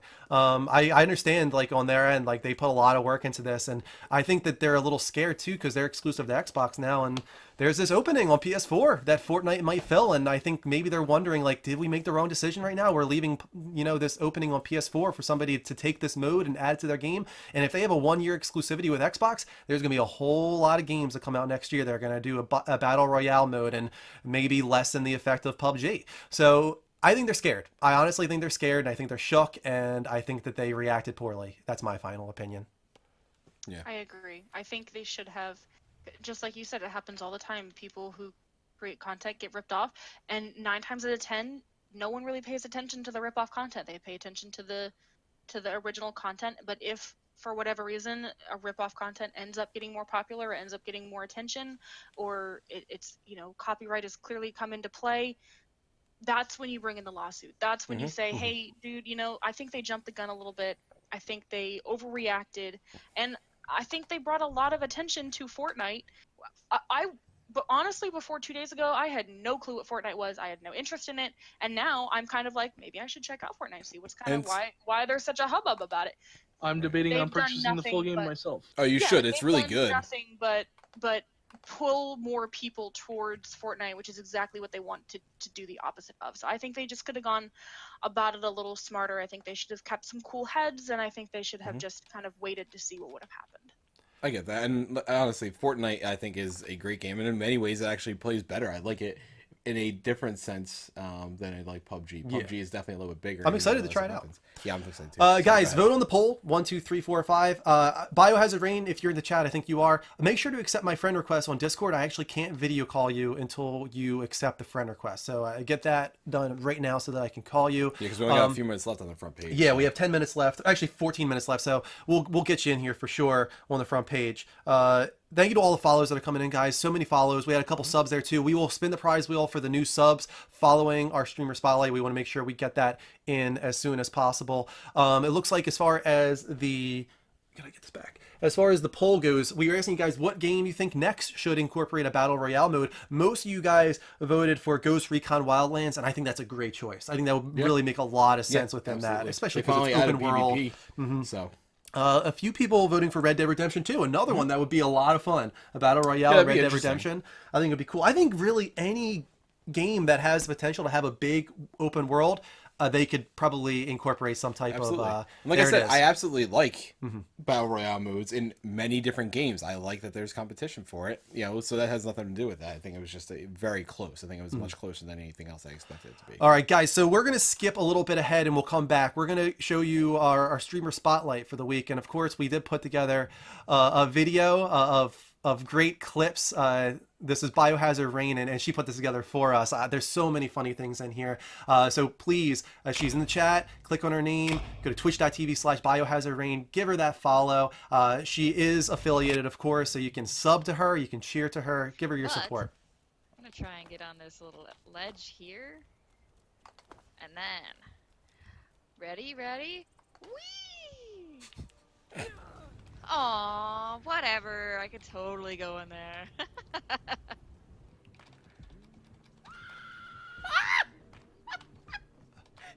Shit! We gotta get the out of this! Oh shit. We gotta get the up.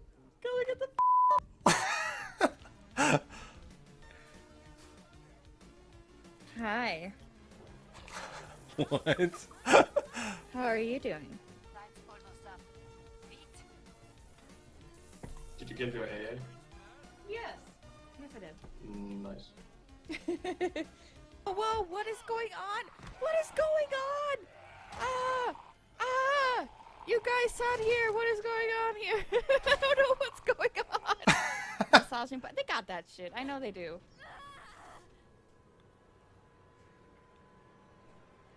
Why are my legs in the ceiling? What the hell happened? I think I died because it was too hot. Biohazard funny. Rain, guys, we're going to get her on the line right now. Welcome to the show, Biohazard Rain. Hello. Oh, my Sailor Moon poster. Sweet. We got your ID on screen, twitch.tv/biohazardrain, one of our Twitch team members, often hosted on our channel. So many people love you, so it's really a pleasure to have you on the show, Bio. Thank you. Thank you so much. So before we get going into like the nitty gritty, tell us about your channel. Tell us when you're on. Do the pitch. Okay. You know. Okay, so my name is Biohazard Rain, obviously. I'm a variety streamer. I stream Tuesday through Saturday. I think it's 11 a.m. Central Time, so it's 1 hour later or 1 hour earlier. I'm so Later. bad at time. No, earlier. So 11 to about 4. And then on Saturdays, I also do a charity stream on the Nerd Stash, and that's going to be 4 to 8. So Oh, nice. So what charity does that benefit? Extra Life. Oh, great. Oh, wow, okay. Very It's nice. the same team as Bobo Chat. If you Yep, we had Bobo Chat on the show. We love Bobo Chat, Yeah. who is a full-time charity streamer. Love that support. We're in there right now as well. We got a $25 tip tonight, or donation tonight from Guitar Freak towards Extra Life. So totally with you there, and we'll be in on the 24-hour marathon. We got some awesome clips there at the beginning of you on your channel, laying down the language, which we had to bleep out. Unfortunately, but still, you do a lot of variety gaming, but you do more than just that. I really want to touch on first your creativity. You actually do a lot of painting. Yep. For one, I don't know if you have anything like that you can show off. well, I have one thing. Okay, cool. Just because I sold most of my things. So here's a painting I did a while ago. Oh wow. Resident Evil 3 Nemesis, Nice. right? Yes. Very nice. But I started painting about a year ago, so about a year and a half.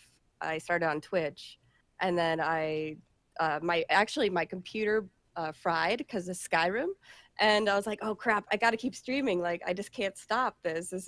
This means a lot to me. So then I just started painting on my iMac, and I used that camera for about 6 months until I got my computer fixed.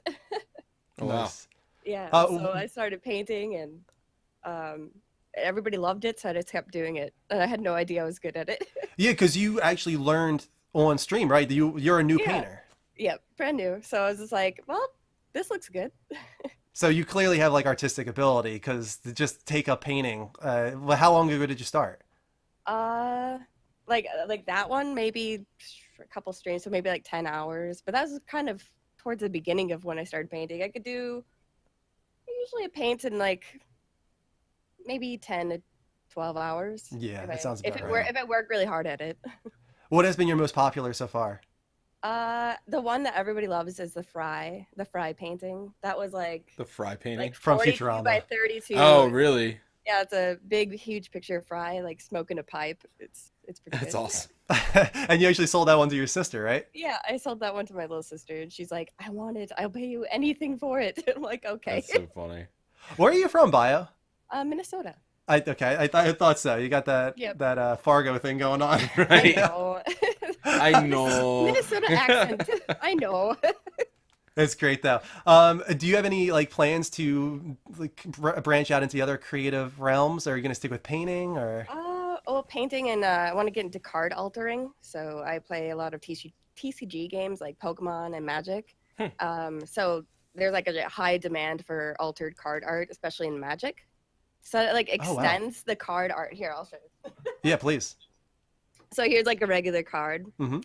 and you just like take and extend it out. I don't know, people. Oh, Right, I see what you're okay. talking about. Like I actually seen and I kind of almost bought one for Pikachu, where it was Pikachu, his original one, then they do the rest of the forest, right underneath of it. I've never seen that, but that's such a cool idea. Yeah. I don't have any right now because I've only altered like 2 cards and I gave them away. So.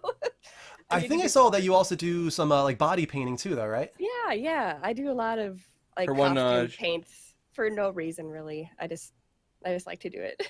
Yeah, her one stream she had the face paint on. Yeah, but Face even paint more on. so than that, I've seen you like go full zombie, right? Where you got Yeah. the bite taken out of Oh, your really? cheek, and you'll stream that way. Like you'll stream the entire time, like completely made up in like zombie makeup with the Yep. with the the wounds and everything, which is kind of crazy. I like that though. When it comes to like what you stream, we saw you had Resident Evil 3. Are you like a horror? I saw a lot on there. Dead by Daylight, I think I saw on there. Yeah. Is that I'm your thing? mostly, I think I would say I'm mostly survival horror. Okay. But I also like indie games and a lot of simulator games. man, I love simulators. I was Tiny Tina. Yes, I was. Yes, I saw your Tiny Teen. That was really, really impressive. Like I'm always blown away by these people that can take like cartoony characters and somehow make them look like that. real, yeah. It's just it blows my mind. And this is coming from somebody like I'm very into art, and I especially back in high school, that was like, oh God, I put more time into art than anything else. Yeah, But I still look at some of the stuff I see, like your stream, and just it makes no sense to me. Like I painting is not something I can do. That's like one of the few, like when it comes to artistry, I cannot paint. So I'm very impressed by that. So good for you there. When did you start on Twitch, Bio? I think I started, I want to say April 28th of 2015. That's like an exact date. Wow. It's like, I oh don't man, I know. can't remember. I think it was like It's only been about a year. 4:55 and 34 seconds on the second Tuesday, which just happened to be the 22nd day of April. You know, It's like, cool to see how far you've come though, like because I was taking a look at your past streams and you started on live from PlayStation. I saw you like with the chat, and that's us too. We started on live from PlayStation with the playroom and all that, and Yeah. it's cool to see these streamers that started just a few years ago, like us, like you, and you've come such a far way in that time with now the green screen behind you and the high quality, you know. Yeah, the mic. Yeah, how did that all happen? Like, how'd you get your computer? How'd you get your mic? Did you just invest yourself, or did you get support from your stream, from your community? Support from stream. That's I amazing, started yeah. out streaming on my PS4, and then I took my ex's shitty PC and I was streaming on that. Uh-huh. And my ex, unfortunately, he got me into streaming. So thank you, but no thank you. He's That's a bad funny. man. So it's the good remnants from the relationship, though. Yeah. Because you've built the good such a remnants. passionate community. I just saw earlier in our chat all of the biohazard symbols just filling the chat, which is great to see you have such a strong community. One of your viewers was here 30 minutes before the stream even started today and followed, which is so cool to see that you have a great community behind you. What are your plans moving forward? I know you said you wanted to get into like the card stuff, but what's your goal for Twitch? My goal for Twitch is working hard and getting partnered. That's really Yeah. the first step. And after that step is probably working towards maybe exploring more charity work and stuff like that. Would you ever consider going full time? Yeah, like full time is more like 8 hours a day. I Yeah. suppose. Yeah. yeah. So and my health sometimes is give or take. So yeah, I also have a dog. I don't know where my dog is. She might be sleeping. Yeah, she probably- Yeah, I mean, 8 hours is no joke. Like, Yeah. a lot of people look at streamers and they think they've got it easy, right? They think Oh, that you just play games all day. Yeah. I was talking to Kelly No. about this, and I was like, you guys don't realize, like, even just doing it for like the 2.5 hours when we do a normal Sunday show, like, it's just it's draining. You know, doing the talk show is a little bit, you know, different than that. But even playing the games, like when I was playing the games the other night, I was playing for 2 hours, and I'm like, all right, I'm done. Yeah. You know, this Yeah. is not as fun for me at this point as it was earlier. So. Yeah, you can tell. Like, if you're a streamer, even when you're getting tired, even when you're getting fed up, you just push through. And that's the thing. You have to live that persona. You have to keep being entertaining and force that out of yourself, even when you are like checked out. You know, and it's no easy feat. Like, you know. We can talk about it just in like the long streams we've done, talk shows. Sometimes we'll do 4-hour talk shows, and it really drains you. Real quick, we're about to jump off the front page. Yes, so Let's take it. everybody, don't forget to follow Biohazard Rain right now before we leave the And front it's page. 11 o'clock. And also stick here. Come to twitch.tv/levelupshow so that you don't abandon the stream. But more importantly, go to twitch.tv/biohazardrain. Give her a follow. Maybe give her a sub. She is affiliated, of course. That would be a great way to support her. It is half price September. So if you're a brand new viewer to Biohazard Rain's channel, you can sub for half off this month. Alien Anteater. Listen, I don't know if you stream at all. If it's not hard work, that's great. There are people that say that carpentry is not hard work, and there are people that say that construction is not hard work, and good power to you. But if you haven't done it, your Yeah. opinion's kind of moot. Yeah, you really just can't understand until you do it. Yep. Like 8 We hours don't do it straight. full time. We do it Yeah. once in a while as a fun hobby thing, and I'm telling you right now, it's completely different than you guys think it is.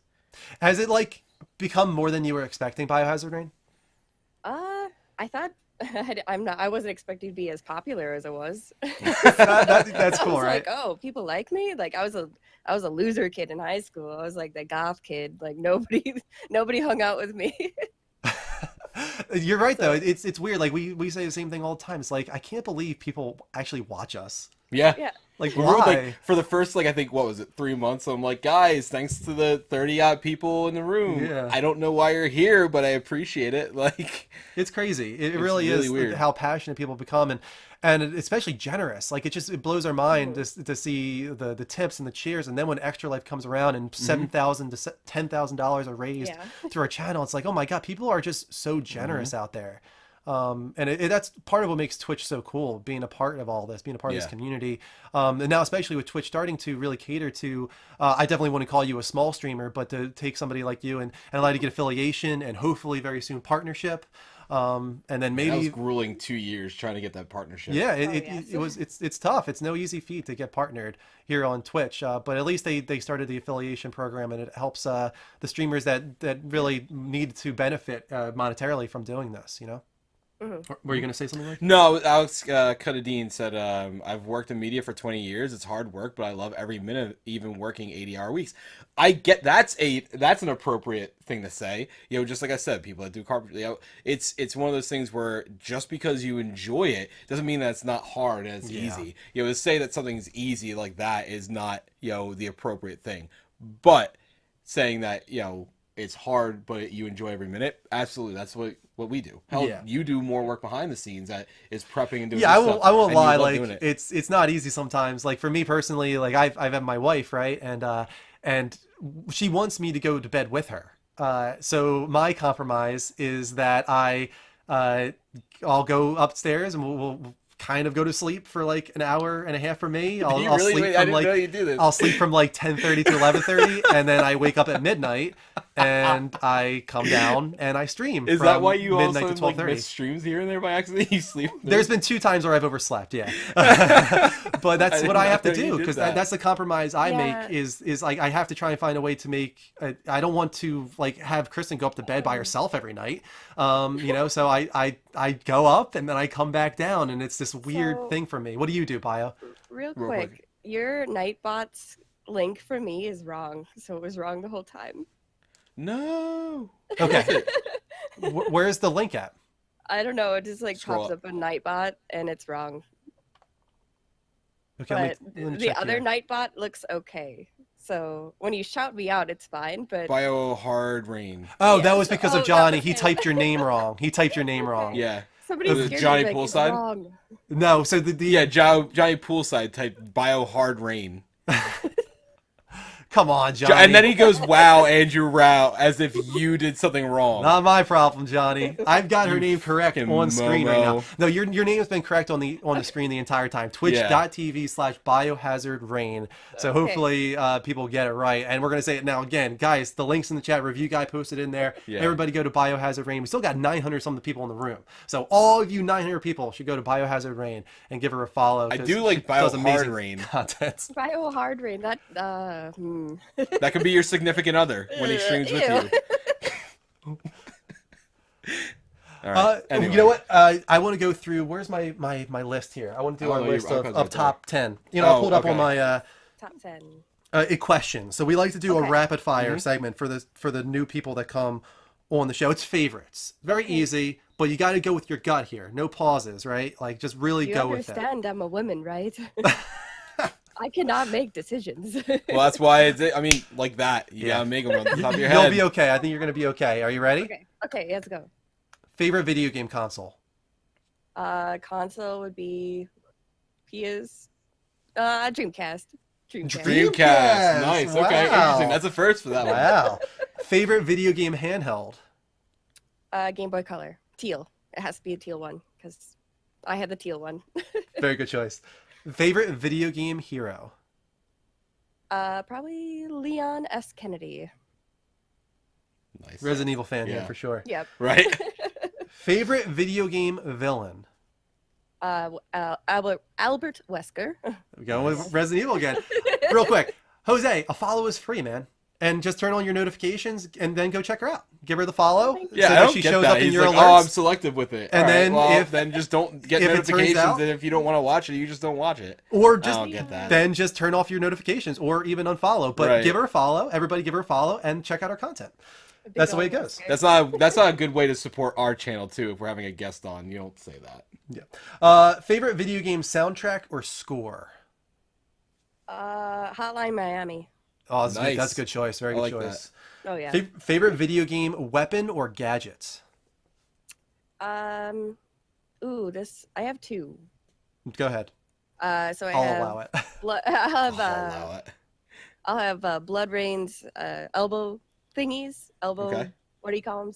And then Yeah, I know what you're talking about. Yeah. I also liked Ivy's sword. Ivy's snake sword. Ivy love is that the shit. scantily clad one, right? Yeah, but her Okay. sword was cool. Okay. I'm sorry, that's all I know her for because I've never played that game. Favorite video game boss battle? It was the big ass Varkid in Borderlands 2. Borderlands 2. I remember spending so long by myself. It's a 360. I was by myself. I had a side controller with a rando just on the side, and Yeah. I was spawning constantly, getting that Varkid, and I finally got him, and I was freaking out, and I'm like, I can never do that again. That There was was probably the a- best boss fight ever. There was a weekend where they were like every so often they would do a special weekend where one rare enemy popped up more often than not. So I did it for that one. Yeah, so they did that, and I think I got the unlucky one. I remember I was on the 360 as well at the time, and I was in there for about 2 hours before I finally got it to pop up the right way. Yeah, I My think it was other 2 buddy hours for me. finally joined in though. I think maybe about 10 minutes before it popped up. So I think he only had to play it once without it Yeah. happening. He's like, that wasn't that bad. I don't know what you were bitching about earlier. And I'm like, I rate. loathe you. Like, it was so Spawn rate. bad. It was so hard. I have to say, I'm pretty impressed so far, Baya. You are going through these questions so much faster than any of Most our other people, guests. You're on top of this. We got 3 more for you. Favorite video game opening? That could be the opening cutscene or the opening set piece. Okay, I'll have to be Resident Evil again. Resident Evil Outbreak File 1. That has the best intro, in my opinion. Like, it grabs my heart. It's an emotional opening. It's not an emotional. It's just like the music and Okay. the atmosphere. It's just like, oh, it's super awesome. I love Resident Evil Outbreak. I have no File idea 1. what game that was. Yeah, I actually don't watch know it. that one. Okay. File 1 Outbreak, it was the for PS2, it was the network connection. You could go online Oh, with it. that was that Yeah. one. Yeah, I remember that. Wow. Okay, favorite video game ending? Ooh. Resident Evil. So, no, it's not Resident Evil. I would say- okay, maybe. I wonder if this counts. Silent Hill 2, because it has multiple endings. Oh, okay. Do you have a specific ending from the game that's your favorite? Well, I like the dog ending, but that's kind of everybody's favorite. I'll allow it. That's fine. That's a good ending. It's just a dorky ending, and it's satisfying to get. Yeah, and I have a feeling this one is going to be easy for you. What's your favorite video game of all time? Resident Evil 2. Too. That was like, that was Resident Evil 2. no hesitation Yeah, at she all. knew. whatsoever. Yeah. Resident Evil 2, is that my favorite of the ones I've played? I like 3 the most. I Really? think. You like Nemesis? I think so. I mean, Yeah, one three's my second has favorite. right, and one has a that nostalgic like. Mhm. That's why I love it. To be honest, I like 4 a lot. I really like 5, and I feel like 5 got way too much crap for what it was. It just wasn't what Resident Evil fans wanted. What about you, Vaya? How do you feel about Resident Evil 5 and 6? Okay, 5 I liked, but I never finished it. I refused to finish it. I'm never gonna kill Albert Wesker. No, not gonna kill him. Not dead. Never beat Resident Evil 5. So moving on. 6 was okay. I avoided 6 Um, like a plague. I played the Mercenaries mode in 6 Okay. mostly, and 7 I'm just finishing a playthrough on my other channel. I still haven't played that yet. So they 7? haven't found some weird way No, I to haven't bring yet. Albert Wesker back yet? Not yet. Apparently, he had a kid that was whatever his kid's name, a parent kid. I don't think so. I forget his name even. He's with Sherry in Alfie. Resident Evil 6. They'll Alfie. bring him back eventually. No. And then when they bring I mean, him back, Alfie's you can fine. play Resident Evil 5 and Oh, kill yeah. him. No, I'll play it again, and I'll play Resident Evil 5 and be like, okay, I can beat this now because I know he's coming back. So you're like that Hey. attached to Albert Wesker. Oh yeah, he's my favorite. He's my favorite. I think at this point, ever since the first game. Wow. I think at this Interesting. point, I want to not play 7 until I have VR, and then play it in VR. I don't know, man, if I could Yeah. handle it. How did you But feel that's my about thing. 7? That's why I want to do that. Bio, how did you feel about 7? So far I'm liking it. I haven't beat it all the way because Outlast 2 came out at the same time as 7, Mhm. so it's kind of like playing both, and they both have the same feel. So I just kind of stopped playing both of them at the same time. Yeah. And then I went back to 7 because I'm like, I love Resident Evil. I can't pass this up. I'm gonna give it a second chance, and I'm glad I did. Did Nice. you didn't like Outlast 2 then? I didn't like Outlast 2 as much. No. Okay, I and liked you're Outlast you're not 1. alone. A lot of people feel the same way. Yeah, was I curious. saw a lot of complaints about that one. How do you It feel was just really about slow? Yeah. Evil Within? Because we got 2 coming out very soon, and I thought Evil Within was actually a really cool game. Remember she said it was bad. No. said I said it was badass. It's Right. Badass. That's it. Yeah. Badass. So, are you excited for 2 then? I am excited for 2. It looks a lot better. I was actually super pumped because I'm like, what up? Bethesda horror game. This is a dream come true. Mhm. And so I actually downloaded it. I was like one of the first people in line to get it or whatever. I downloaded it on PS4 and I played the crap out of it for so long. And then I just kind of stopped because I got to a point and I'm like, it just feels the same. Like every It boss is a battle little feels bit the long. same. Yeah, It I feels will the agree. same. Yeah. Yeah, they could have cut 3, maybe 4 hours from that game, I think, Yeah. and it would have been fine. It was probably, what, 12 hours? I think it could have been 8 think hours so. and been just fine. Hey, I'll agree with you there. Hopefully they're able to pace it a little better in the sequel. What I'm excited about with the sequel is more of a focus on his daughter, because when I started Evil Within, I thought that was going to be like the big focus, was his wife and daughter, but they really aren't brought up much besides the journal, so I'm very excited to learn more about that story and like the personal side of it, because that's what I become attached with. I'm a story guy. Like when it comes down to it, like I really love a game that tells a good story, and I felt like there was one there in Evil Within. They just like didn't go all the way, you know. They didn't. It was a long game, but they didn't fulfill what they were supposed to Yeah. fulfill. Yeah, if I had any complaint, that would be it. So I'm hoping they can rectify that in the future. We got you on here for 20 minutes. I hope that helped you out. I'm sorry that we got you so late in the stream. I hope that we still got you a bunch of those front page people to come to your channel. I really do hope so. But if to the 600 people we still have in the room, now's your chance, guys. Go to twitch.tv/biohazardrain. Not Biohard Rain. Not Biohardrain. Give her that follow. Follow is free. Give her a follow. Turn on those notifications and check her out. You know, that's the least you can do, right? Show support to other streamers. She's Especially on our ones Twitch that are team. within our own Twitch team. Yeah, Keep definitely. that in mind. It's the least you can do, right? Thank you so much, Biohazard Rain, for joining us today. It was a pleasure having you on. Yeah, no problem. Thank you so much. It's been awesome being a part of your team for so long. We love that you are. Yeah. You know, you're hosted very often. It kind of works out that way with the timing for you, I think. Right. When you're on during the day, that you get hosted pretty often. And I'll have my own channel up, and I'll just be checking you out, and it's always very very funny and entertaining. So you do a great And job. to be fair, all the clips of me, they clip me just doing unbelievable swears. I don't swear all the time. I do a lot, but not. Nothing I wrong don't- with that. I don't swear all the damn Sometimes- time either. Sometimes this escalates. It's a pivotal moment. Well, you only said shit once during this interview, so you're good. And we're no longer on the front page, so you can drop. Right, it doesn't really matter. Go ahead, drop an F-bomb. No, F. Yeah, drop an F-bomb. Go ahead. We're not on the front page anymore. Fuck. Yeah. Nice. All right. Thank you so much again for joining us today. I hope to have you on again in the future. Yeah, thank you so much. All right. Take care. Level Bye. up. All right. Cool. Very cool. Everybody, please go to Biohazard Rain. Give her that follow. Yes. Follow is free. All right. And now we can get back to What were we doing? We can talk about PUBG some more and Fortnite. Nah, I'm bored now. You sure? No, realistically, I'll tell you right now too. I mean, I'm not gonna harp on this, but it's a good game. It's fun. I mean, it fits in Fortnite really well, and I think that's what bothers me about everybody's hate. Is that I don't think it's that they're worried about it, impeding on them. I think it was just more so like how similar it was. Right. They didn't say anything about Grand Theft Auto 5 or H1Z1 or any of these other ones for a specific reason because it didn't impede as much. But that said, I played roughly 4 or 5 matches. I'm not good yet because it's definitely a much different feel than PUBG in terms of pacing.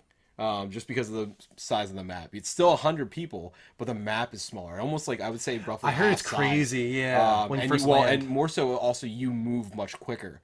PUBG is a little bit slower, a lot more hilly, whereas Fortnite is goofy and it almost has like cartoonish mechanics to it a little bit. So you can jump around a lot easier and go through things.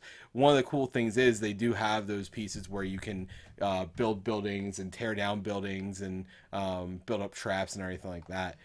Which is great because, you know, I landed in, I go down in an area, I'm like, I'm trying to figure out when I'm flying in on the bus, where, like, and this is the same thing I do for PUBG, I'm like, okay, I'm playing by myself, where can I go that will have decent equipment and no people, or less people? So I go to these areas, and right now everybody seems to be going to the same place, so I'm like, crap. So I saw a guy fly into one house, or in front of it, like the hill to the side. I'm like, okay, so I went towards another house, landed on the roof, and just broke through the roof. So I didn't have to worry about walking on the ground, running into anybody else, and then I can find the equipment in there. So it definitely is different, and it's definitely fun. I'm looking forward to playing it. One advantage they really do have over PUBG is not only is it on more consoles, but I can play with Rick and Johnny and you on PS4 while I'm on PC. Right. So it's cross-play. So I take my character from my PS4 and play it on PC and vice versa. Even though it's free to play, you don't have to use the same character because it's, you know, you start from scratch. I can play with anybody. So they have a lot of big advantages. It's very interesting to see so many people that are playing it today because of the controversy and coming out and saying that was really good. Again, like that's the problem that they created. They're actually giving them attention and pushing people to play it to see what it's all about and see what the controversy is all about. So they did themselves a huge disservice in that way. No, they absolutely did. But I'm excited to play it. I am very If you excited. haven't yet, download it. It's free to play. There's no reason that anybody out here that has an Xbox, a PS4, or a PC shouldn't download it and try it out. Like it's definitely one of the most interesting PvP type games I've played. So All right, back into the level updates. back into The green update. story there. Going back to Philly. No? No. All right. I don't think so.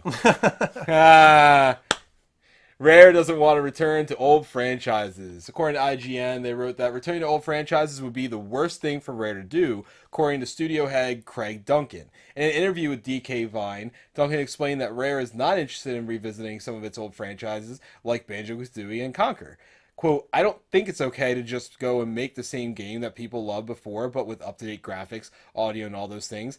Just making them again with whatever technology is available today, that's not Rare. I think what Rare is doing the kind of games that only Rare would do. No one else would go to make Sea of Thieves in the way that we're making Sea of Thieves. And I think unless you've got an absolutely killer, amazing idea for how you would bring back an existing IP, I don't think you can just redo them. I think that would be the worst thing for Rare to do, honestly. If I went and I said to Rare, hey, go make all the stuff that was kind of successful at the time, but make it up to date, I don't think that would be good, and I don't think that would be relevant. I don't think it's what people really want. I think they might think that they do, but I don't think that they would. I can kind of agree with this. And real quick, guys, we're going to put a poll in the chat for you. What should Rare be doing? Is it A, continue developing new IPs like Sea of Thieves, B, return to old franchises like Conker and Banjo, C, reboot other IPs like Fable, yes, or D, leave Microsoft and go back to Nintendo? But I like this concept. I do think that Rare has the size to do multiple things. I would never want to see any studio get stripped of all their creativity to progress. That's absolutely not something I would ever want.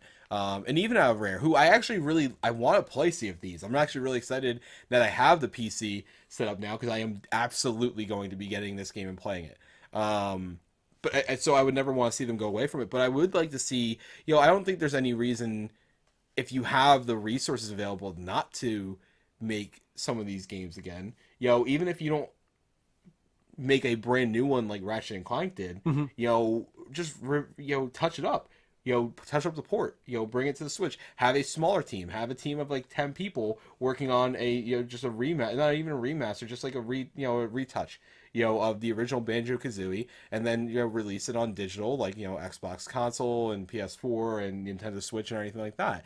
Like, I don't understand why you wouldn't do it that way. What's funny to me about him saying like he doesn't know that they'd be successful, like we just literally had Crash Bandicoot sell 2.5 million units. We just, look at Yooka-Laylee. Yeah. Look how many people wanted Yooka-Laylee, and a lot of people bought it. Some people like myself wanted it and held off, and I'm kind of glad I did because I'll get it on sale because I don't think it was as good as I was hoping it would be. But I would have bought if they have a remaster of Banjo-Kazooie. I would have freaking bought it. Heck, I Yeah. would buy a remaster of Banjo-Tooie. Like I don't really care. Like I like both of them. So I don't know. Yeah, I think that they're definitely. Shooting themselves in the foot. by Yeah, that? I think that they're missing it. I think that it would. I don't think Rare has to do it. Don't get me wrong. I don't think Rare needs to be the one to do it. But I do think that there would be a lot of people interested in a Banjo-Kazooie remaster in the same way Crash Bandicoot was remastered. Yeah, I think a absolutely. lot of people would jump on that, especially right now, considering it's like kind of in hearts and minds. I think it would do well for them. As for the poll, let me look real quick. So you guys think that they should go back Leave to Microsoft and go back to Nintendo. Yeah, a lot of people are saying they should go back to Nintendo. Yeah, That's so funny. But other than that, people are saying continue developing new IPs. I agree like with Sea that. of Thieves. Yeah, I think Yeah, that's I think where it was. Rare. I should think go, a yeah. good mix would be fine for them. Yeah, I mean, Or lease their games to some other studio and let them remaster them. right, exactly. I think Rare is probably better suited to create new IPs, Mm-hmm. but I don't think that means that they can't have somebody else go back and Right. do Banjo or whatever else that they've done in the past. Yeah. All right. Moving on. We already got done the streamer spotlights. We did that ahead. Oh, okay. We got a trailer of the week. A good trailer of the week. Okay. After this, I have to urinate. Okay. If you would like, you can do that now. It's up to you. Go ahead. Kelly, are you available? I want to watch the trailer. Don't worry. I'm not going to watch it without you. I don't trust you. Oh, I need to go back to Discord. I'm not on the... We go into the room with Kelly. Kelly! Kelly, are you there? I am here. I need you to help me fill time while Mike urinates. Okay. I'm happy to help however I can. Now we can bash PUBG, just the two of us. Oh yes. Well, not PUBG, but Fortnite. Yeah, I mean, I love Well, PUBG. and I think it's a PUBG lot of PUBG fun. for reacting in the way that they're reacting. Yeah, I think PUBG is a really, really fun game, but I think they need to be very careful. Yeah. Thank And you, again- Megan. We also need to do wheel spins for 3 people, I believe. Oh yes. Ooh. So when Mike comes back down, I think we'll do that before we do the I was gonna trailer say of we the should week. punish Mike by doing them without him. We How could do dare them he have and then a tell them what dissenting happens. opinion. Yeah. Hold on, let me look and see what our most recent. We got the subs and maybe tips. I don't know. It was Ginkgo, AJ, Bio. We did Biohazard Rain. So it's AJ and Ginkgo Swag. We have 2 to do, I think. Yeah. So yeah, let's do it. Let's do it now without Mike being here. You can find out when he comes back what they are. All right. So this one is for, I think AJ was first. Yep, AJ was first, and then Ginkgo. AJ, I think that's Mike's friend actually, Ashley. Thank you so much for the sub. Appreciate that. What's it gonna be? I think your name is Ashley. Ashley, Mike is gonna be dressing up for you. That's convenient. Nice. Nice. And this one is for Ginkgo Swag, Mr. Extra Life himself. What's it gonna be? Ooh, just barely missed that $10 PSN card. Would you rather? Okay, I need to pull that up on my. Have you guys given away the $20 card yet? Nope, that is coming up very soon. Okay. Very soon. That is sub only as well. All right, let me pull up Would You Rather. Kelly, I'll let you choose a number between 1 and 14. Ooh, I put a question too, so I want to get my. Let's do 7. 7. We've already done 7. Choose again. Darn. 13. No, we didn't do 13. Never mind. Okay. Okay. Oh wait, Mike is coming down, so we'll wait for him here. All right. Sorry. We didn't do a wheel spin for Ashley. I just did. Oh, did you? We just did the 2 wheel spins, and the one for Ashley was that you need to dress up, so maybe you dress up now before you sit down. And the other one was a Would You Rather for Ginkgo. Ginkgo, And how it did they is. handle the top PUBG streamer? I didn't know they reacted any way to somebody. Oh yeah, he says PUBG's dev always reacts this way. Remember how they handled the top PUBG streamer? Are you talking about banning him? Yeah, that's true. I think there was the ban for Yeah, the where stream sniping or something like that. Yeah, they banned the guy for stream sniping him. Yeah, there was a. Yeah, they haven't handled several situations the best for sure. So the Would You Rather, Mike and Kelly, is would you rather be killed by Jason Voorhees or Freddy Krueger? Oh. I think Jason Voorhees just because he could put the knife through your back, and Freddy Krueger would likely terrify you before you died. I feel like Freddy Krueger would drag it out. I can't. Exactly. That's how I feel too. Jason is kind of humorous with his kills. At least he makes it funny, you know? Like he puts you in a sleeping bag and like just slams you against a tree. You know, at least I can go out in a humorous way. But Freddy Krueger, like he Your tortures idea you. of humor is totally screwed up. Well, I think it's definitely more humorous than turning me into a cockroach and then becoming huge and stepping on me. Oh my goodness. You know what I mean? Like I don't want like. Have you ever seen that? It's disgusting. Freddy I don't Krueger is watch horror disgusting. movies. So I have to say, Jason death would be much preferable to Yeah. Freddy Krueger. I agree with that. Yeah, Freddy Krueger is like That'd be the worst. terrifying. Like when it comes down to it, I think Freddy might be the scariest of the horror villains for me. Like in conceptually speaking. Yes, conceptually speaking. Yeah, absolutely. Like somebody invading your dreams and like there's no escape, there's nothing you can do. There's no Like I said, defense against him. With Jason and Michael Myers and all these other guys, they'll just come up behind you sometimes and just like or slit your throat. You know, and as terrifying as that is in many ways, that is far better to me than someone figuring out my worst fears and then using them to give me a heart attack. Jose said that you're terrifying right now. No, wait, sorry. Ginkgo said that you're terrifying right now. I'm okay with Jose said to clip this. While we're talking about horror villains, you look like something out of Five Nights at Freddy's. Quite convenient. No, we're not doing this. We're not doing this. Stay away from me. All right. We're going to do our trailer reaction. Do you want to do a trailer reaction with that on your head? You look like a big teddy bear, says Steve. He looks like he's suffocating or in great amounts of pain. This is not what I asked for. I never asked for this. All right, you're done. Okay. All right. Trailer reaction. Like, seriously, do you want to do it like that? Yeah, I'm fine with that. All right. We're doing a trailer reaction to Punisher. What are we watching? Punisher. The new trailer Okay for with Punisher. While you are in a teddy bear. People house. can take me seriously, right? All right. Let me go to the reaction screen here and we'll zoom in. All right. Guys, we're going to treat this as a YouTube archive. So we're going to introduce it and then we're going to close it off. But don't worry, we're not ending the stream or anything like that. We are just setting this up for an archive. All right, where's trailer of the week? Is this it? Let's see. I think this is it. Yep, this is trailer of the week. All right. Welcome, level uppers, to another live reaction time. Hey, Teddy, how you doing? What's up? We're going to be reacting to the new trailer for Netflix's Punisher. Woo! Have you watched it yet? I have. I have not. You have. There's always one of us that hasn't watched it. I figured we'd probably react to this, so I figured, why not wait? I will react very well. Yeah, you should probably take that off, No, I'm good. considering we're reacting. They can see the expression on my face. All right. You'll get my reaction at least, guys. Let's watch this trailer for Punisher.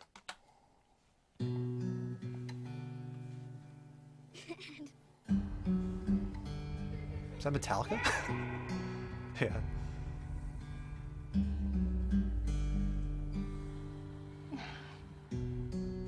There's plenty of time now that you're home.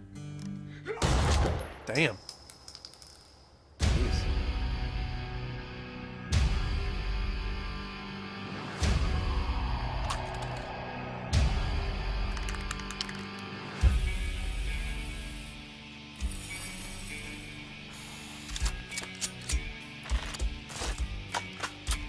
Shoot on sight. My pleasure. Love how all the pieces go. Yeah. What do you know about my family? Nice. Anything. Fair enough. This is already pretty badass. They killed my family to get to You got in good shape. as part of a covert CIA operation. The man in charge wants me dead. Homeland. The FBI. Everybody's part of this. You and me, we want the same thing. So work with me.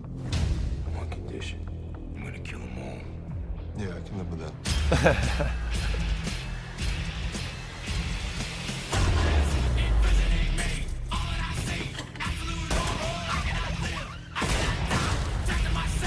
Yeah, this is a great song choice. And the way it's cut is perfect. Nice. You're gonna see your family real soon.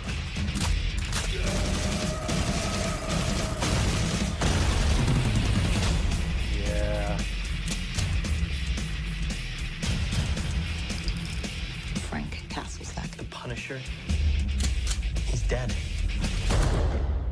Just look like the work of a dead man to you. I love this. I love this dude, man. And they still aren't gonna tell us the name. Nope. So bizarre to me. Can we touch on that get first? that. Like, how do you feel that they're not revealing the date? I think it's entertaining in a way. Like I It don't actually, was. I'll tell you right now, I don't care that much. Like when it comes to these shows, a lot of times, like I will say, "Oh, I'll get ready for this date," and I'll never go down and watch it. I'll watch it when I can. Heck, Yeah. I don't even think I finished The Defenders. Then I didn't even start it the day it came Yeah, out. I mean, according to statistics on Defenders, it's the least watched Marvel show. So Yeah, which kind of stinks. But this, I mean, the day that it comes out, just like House of Cards, there's one season where I forgot that it was coming out, and the day it came out, I watched it that weekend. You know, and this is going to be probably one of those shows where the day it comes out, I don't care what day it is, I don't care if I'm planning for it or not, I'm going to watch it. And I think that's what they're expecting from this, and I think that's what they're anticipating. Most of the people that are going to get hyped about this already know it's coming. Yeah, I think it'll be just fine. I don't think it's going to be a negative effect on them. Theme says trailer looked good, but then again, so did Iron Fist. Here's the thing, Iron Fist did not really Not grab me. nearly as good as this. I mean, Iron Fist didn't Fist grab looked me. The trailer for Luke Cage didn't grab me. Yeah, this Luke Cage one, didn't. like, I will watch this. This Yeah. looks. I will at least give this a shot because this doesn't looks have a to lot be more interesting tied to to me. Marvel in any way, or even that universe, and I still would have watched the heck out of this. Yeah, this Whereas looks those really shows good. try to bank on that. He just he is the best Punisher yet. Like I thought Thomas Jane was actually a pretty absolutely. good Punisher, but I thought he's his just movie was perfect. very underrated. Yeah. But this, I think, is his attitude in multiple things that he's done. Just fits that scene. So the day that they said he was being cast as a Punisher, they just right away fit, and he just exemplifies everything that the character is. When I found out though that he was going to be introduced in Daredevil season 2, my concern was like, oh, we're not going to get like an origin story for Frank Castle. That kind of sucks. And then we got They this, did. and I'm like, yes, Well, this like, isn't I want as, to see I the think it's a origin. little bit of a mix. I don't think it's as much of an origin story. I think it might go back and show That's some fine, of that yeah. here and there. But it looks like, I mean, like they said at the end, I thought the Punisher was dead. You know, this is like obviously he's made his impact on the world already. It looks like it's going to be brutal too. Just like come up behind Very your wife bloody, like that and just shoot yeah. her in the head. Like it makes me wonder what are they going to do with his child. Yeah, That could be brutal. You know, that's always tough, especially now that we both have children. Like to see something like that is always rough. But it seems like they're not holding back with this. Like they're going all in. I'm all in, and I'm all in with the show. I'm excited for this. There's not one part of the trailer that I saw that concerned me. Everything fit, and let's just talk about the actual trailer in itself. And you said perfect. The way that everything was mixed. Like, Oh, yeah. the trailer flowed. The pacing was perfect. They told you enough without telling you really anything at the same time, which is what you really want out of that. And the way that they incorporate not only the Metallica song into the trailer and the pacing of it, but also the pieces in there, you know, where, you know, the gunfire and, you know, the locking, you know, the cocking of the weapons and everything like that. Like it just fit the right way. I remember Rick GFN in the chat said that it reminds you of like Baby Driver, which is so Yeah, that's a in good, sync. yeah. The music and the film and the editing, it's kind of like that. And I wonder if they're going to bring that to the actual series as well, where it does kind of flow with the action and the music. That would be pretty cool to see. I'm not sure if it's something I would want to see the whole show do, but to have these pieces where the music choices are perfect and have the action go along with that, it can go a long way. I know personally that's such an awesome thing for me is when I like really music syncing soak up in a with- scene because the music and the editing are just nailing it, you know, going together. That's you can just you go with it, like you flow with like the scene, and it really grabs you. And I could tell from the trailer at the least that they have that nailed. Hopefully they can bring that into the show. We don't know a date. What's your guess? When do you think it's gonna come out? I'm gonna go with the staple Friday the 13th. Yeah, I think so too. Not only because of the rumor, but it just makes sense. And in fact, even before it was a, you know, oh, someone found this date, we'd even talked about it, you know, earlier, like what makes sense for this. And originally we were trying to figure out if it makes sense for Halloween or anything like that. And I think Rick or somebody else found that it was Friday, that there was a Friday the 13th in October. So the moment a couple months ago someone said that It makes sense. clicked in. Shadow Drop. All right, guys, let us know what you thought of the Punisher trailer. When do you think the show is actually going to drop? Let us know in the comments below. Leave some feedback, of course. If you like this video, hit that sub button here at youtube.com/The Level Up Network. And if you want to check out these reactions live, just go to twitch.tv/The Level Up Show. Follow us there, and of course, turn on those alerts and notifications so you can check us out when we do go live. Until next time, guys, take care. And as always, don't forget to level up. All right. Good trailer. like that. I liked it a lot. Looks really solid. Yeah, and what's nice is like that's my third time watching it, and I'm still just as into it. So very nice. All right, moving on. Let's get back into it. I got to open up the outline again. We got Would You Rather here. Womp womp womp. Weekly agenda. I think we're getting into that $20 PSN card giveaway. I think. Yes, no, maybe. Yes, $20 PSN card. Guys, this is a sub-only giveaway on the final show of every month. We do subscriber-only giveaways. We already did Metal Gear Solid 5 tonight. That went to Big Steve 69er. And now we're going to do that $20 PSN card giveaway. Nice. So once again, 1 ticket, 100 trophies. Just do exclamation point raffle space 1 once you see that message in the chat saying that it's gone live. And I'm about to do that right now. Let me make sure I have it right. I do. Only. All right. Start. Let's make sure it goes in there. Oh, nope, there was an error. Make sure you save first. Let's try saving. Let's try now. Let me make sure it didn't go in there already. Just in case. It did not. Nope. All right, let's try start. All right, I think it did this time. Give it a second.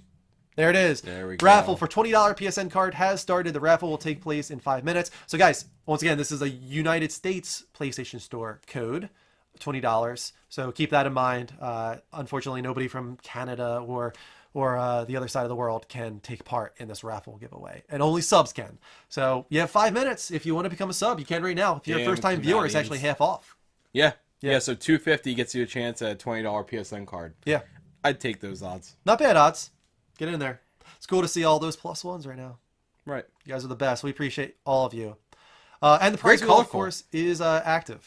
Prize wheel for anything worth $5 or more. That includes subbing, resubbing, pledging on Patreon, cheering, tipping, and hosting with 10 viewers or more. All of those will get you a spin of the prize wheel while that raffle is ongoing. Let's get back into the second part of the level update here. We're going to start moving a little quicker now to try and catch up so we can get in some Battle Royale fun tonight. First up in the second part of the level updates, Steam has started a new review system called histograms. I like this. It seems kind of reactionary to the whole Campo Santo PewDiePie thing where Firewatch was review bombed. So now these histograms allow you to see over the course of time when have been those influxes of positive reviews, when have those influxes of negative reviews happened.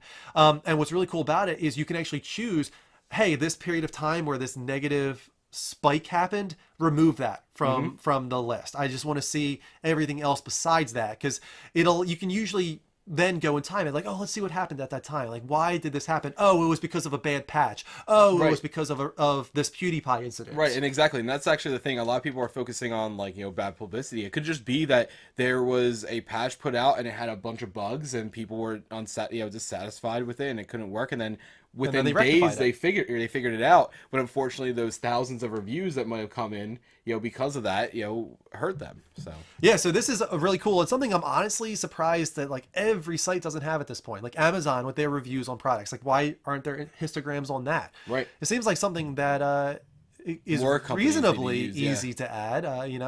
So I hope that more people follow suit, because this is something that I think would be very helpful to determining the actual quality of something. And I feel really bad for something like Firewatch, which is a solid game. I don't love it. I've talked about that many times. I think it kind of falls apart in those last couple acts. I'd probably give it a 7. Yeah, 7. 7. Yeah, like the first half, I'd probably give it 9, and then the second half really brings it down for me, unfortunately. Well, that's unfortunate. But still, it's a game that overall I would give a positive review. And I think if somebody were to go on there right now and look at the histogram, which I'm going to put up right now, you can see something like some people try and counteract it by voting positive, but you can see that huge spike in negative reviews, and it helps you. You can see at the top there, high volume of negative reviews detected, and then you can choose to remove it. That's cool. Pretty cool. Very cool system. Hoping to see more and more people adopt that moving forward. Next up, go ahead, Mike. Next, let me see, where am I? Oh, there we go. I love this. Nintendo Switch contains an awesome tribute to Satoru Iwata. I butchered his name so badly. You did. I am so sorry. Shame. Engadget writes, it sounds like that hidden version of golf on Nintendo Switch might actually be a tribute to the company's late president, Satoru Iwata. A group of a group of enterprising hackers. Man, I'm just losing it tonight. It's getting late. Yeah. Yellow S8 from our last report discovered that locking it is limited to 1 day a year, July 11th, the day that Iwata passed after battling cancer. You can't just go in and manually set your system to clock, mimic Iwata's Nintendo gesture, and start hitting the links, though. If you've ever connected your Switch to the internet, it's going to automatically adjust it to the correct day. The loaded date originates from network time synced, regardless whether the user has enabled it or not. But the way that you access it is by doing his direct to you. Yeah. That's really cool. I like that a lot. I think that was really cool. So this was actually a really cool thing. I don't know if you said it in here. The reason that they did this, from what I understand, is that by putting something that's considered, a tribute to another person in some sort of works or anything like that, is considered good luck. That their spirit is going to usher in good luck and good fortune through you in your endeavors. So by putting this golf game that Iwata created himself, on the NES into the coding for the actual Switch, just basically is ushering in good luck and good fortune to the system console itself, which makes a lot of sense as to why it's done so well, because otherwise we had no idea why it would Yeah, I think it's kind of funny that for the longest time everybody's like, what is this Why golf would I game? want Is it a this? glitch? Right. Like, what happened here? And now we've pieced it together, and it's such a cool backstory to it all. I love this video so much. With I think this was for Super Smash Brothers. Yeah. And it's just so good. I love at the very end where he smiles. I just gotta wait for it. Hey, but it has a rain. Nice. That is amazing. That's really entertaining. Brand new sub. And What gets a a good $20 night you've card. had. Yeah, that's amazing. Once again, guys, follow Biohazard Rain, our streamer spotlight for the nights. Got 300 people in the room still that could give her a follow. All right, and the final story of the level update tonight. The new South Park trailer upsets many people. We're going to show it right now. Let's watch it. Boo-hoo-hoo. Oh, boo-hoo-hoo, boo-hoo, boo-hoo. Do not cry, little fish. I have returned and with help. Oh, thank you, Seaman. You really think you can help my mom get to heaven? It's Seaman, and yes, I do. This child has incredible powers. All right, if you get my mom into heaven, I will give you $3 million and some jewelry. Just touch my little gay flipper, Is this and we Kanye shall be West? magically transported to help her. Touching the gay fish's flipper, Seaman and his sidekick are transported to Valhalla, where another fish rides a unicorn. I'm here, Mama. Is that you, baby? It's me. We're gonna get you to heaven, Mama. Just hold on. This kid's gonna help us. Okay, baby. Whatever you say, you little gay fish. We should put this whole event on a gold disc and send it into space so that aliens can see it. I made it! Thanks for your help, baby! I love you, Mama! I'll see you soon, baby! Yep, I'll see you soon, Mom. Wait, what the fuck is that supposed to mean? Dude. Listen, if you... Alright. Okay, hold on. Okay, yeah, go ahead. Let's read this here. Polygon writes, South Park and Kanye West have a long history, but the latest trailer for South Park: The Fractured But Whole takes things to a new level, mocking West's late mother, Donda West. The trailer recalls an episode from the show's 13th season in 2009. In the episode Fish Sticks, West is painted as a gay fish who heads off to sea to live the life he's always wanted. Okay, cool. I'm cool with that. That's cool. But then at the end there, we see Donda West riding a unicorn through a blue sky, trying to reach the golden gates of heaven, similar to how she is portrayed in Kanye West's video game, Only One. The difference between Parker and Stone's concept for their own take on West's game and the scene from today's trailer is a depiction of Donda West. In the trailer, West's mother is portrayed as a black fish with large red lips, accentuated eyelashes, and gold earrings. She's a black-faced fish. The imagery evokes racist stereotypes that have long sordid history in America, most notably in minstrel performers wearing blackface. Guys, listen, I can understand your thing with Polygon. That's fine. Trust me, I'm right there with you. Andrew can attest to this. Yeah. I see their stuff, and most of the time, I'm against it. This time, though... I mean, they're not the only one that wrote about it. No. Tons of people did. You just chose the one from Polygon. I just try to diversify. I don't want to go to all the same spots. But, oh my god, guys, if you can't see that that's blackface, and that's kind of in poor taste to advertise I'm totally okay with them mocking his game and all that. It's the depiction of his mother that goes too far for me. I think, and it's one of those things where it's not. I'm not offended to where I'm not triggered. You know, I'm not. I'm not going to not buy the game. game. I'm not going to not buy the game. And heck, I'm not going to downvote the game after buying it or anything like that. I think my problem is the idea that they advertised this. Yeah. They were just like, hey, this sounds good. Like, that's like putting the abortion scene into an advertisement. Yeah. And I like, mean, even worse, though. You're right. South Park has gone to crazy lengths, you know, the whole Muhammad thing and all that. No, right, I get that. But I don't know, just like, I feel like they could have done this. Blackface They is just could have just done this without weird. doing blackface. Like, it Yeah. would have been just as funny if you just. I think if didn't they do I think if blackface. the fish didn't have red lips, I think that's the thing. I think if the fish was just black and had no red lips, even the voice I probably would have been okay with. Yeah. I think it's the fact that it was clearly done to mimic blackface. Yeah. Otherwise, I'm okay with it. Like, honestly, I'm okay with it. I just think they could have removed that one thing, and it probably would have gone over fine. Yeah. You know, I think people probably have problems with him mocking his mother's death in general, but I think what most people are harping on is that it looks like blackface. Yeah. And that's my problem too. It's just the moment I saw it, I was like you. I was like, Right, like I'm glad I'm not the only one that like, and it's not like I go out of my way. I really don't. I don't go out of my way to spot these things. I know people that do. Yeah. There's a couple people I do, you know, in employment that unfortunately do that. But that was just so blatantly obvious to me. yeah. I mean, I think a lot of people are saying it's no more offensive than anything else they've done. Yeah, probably not. You know, Maybe. they've offended. That's the one thing you can say about South Park is they just offend everybody. Yeah. So it's like, hey, if we offend everybody, then it's like nobody's offended. Right. And I'm not, like I said, I'm not against this. Yeah. I'm surprised that they did it, and to really, I've said this already, but I can't believe that they chose this slice to advertise the game. Yeah. That was amazing. I think it's a little bit of a poor choice on advertising. I think they Yes. could have easily done a different scene that's Yes. funny as well. I like the whole semen thing. I thought that was yeah, really honestly, funny. I laughed at multiple parts of that trailer, but the moment I saw her, I was just Right. like, I was trying to figure out where they were going with this. I was like, okay, is that supposed to be Kanye West? Okay, I get this. He turned into a gay fish. Yeah. You know, that's fine. But then, oh man. I think the That other was side of it too immediate. that we have to keep in mind that I think every single person voting right now is not black. So Right. let's keep that in mind.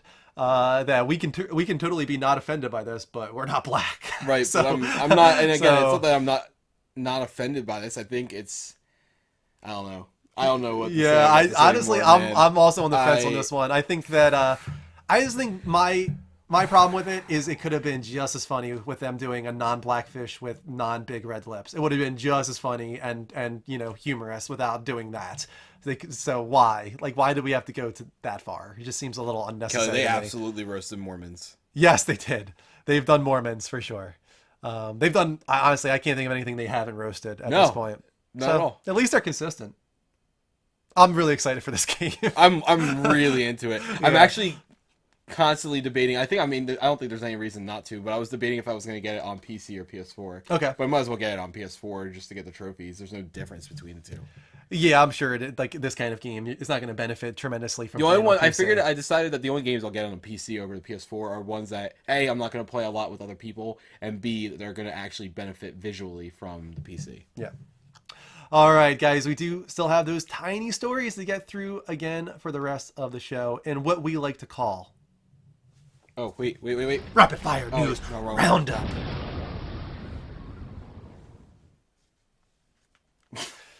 First up, so Nintendo said that they actually dramatically over-delivered on supply for the Nintendo Switch and still were not able to meet demand. Do you believe them, Mike? I don't know. Like, why? Why? Like, I don't know. I think there's so many whys that I want to say to this. I mean, it is selling insane. It's possible, But- yeah, maybe they just couldn't meet it, even with the over-delivering. I don't know, man. I mean, PlayStation and Xbox were pretty able to meet demand after what, month, 2 months? Yeah, PS4 especially was sold crazy at launch, but I don't remember it having the shortages that the Switch is having. No, and that's my problem is that, and it's not a unique thing to the Switch. It's every game console they've had since the GameCube, pretty much. Like everything that came after the GameCube, it's been the Wii. The Wii U probably would have had the same issues if it was actually a decent console. And the Switch, like the 3DSs, a lot of times they have the same problems. The NES Classic, I don't know. Yeah, I don't know. I want to believe them. I do. I want to believe them. But I don't know. I think it's a little bit of a Nintendo thing too.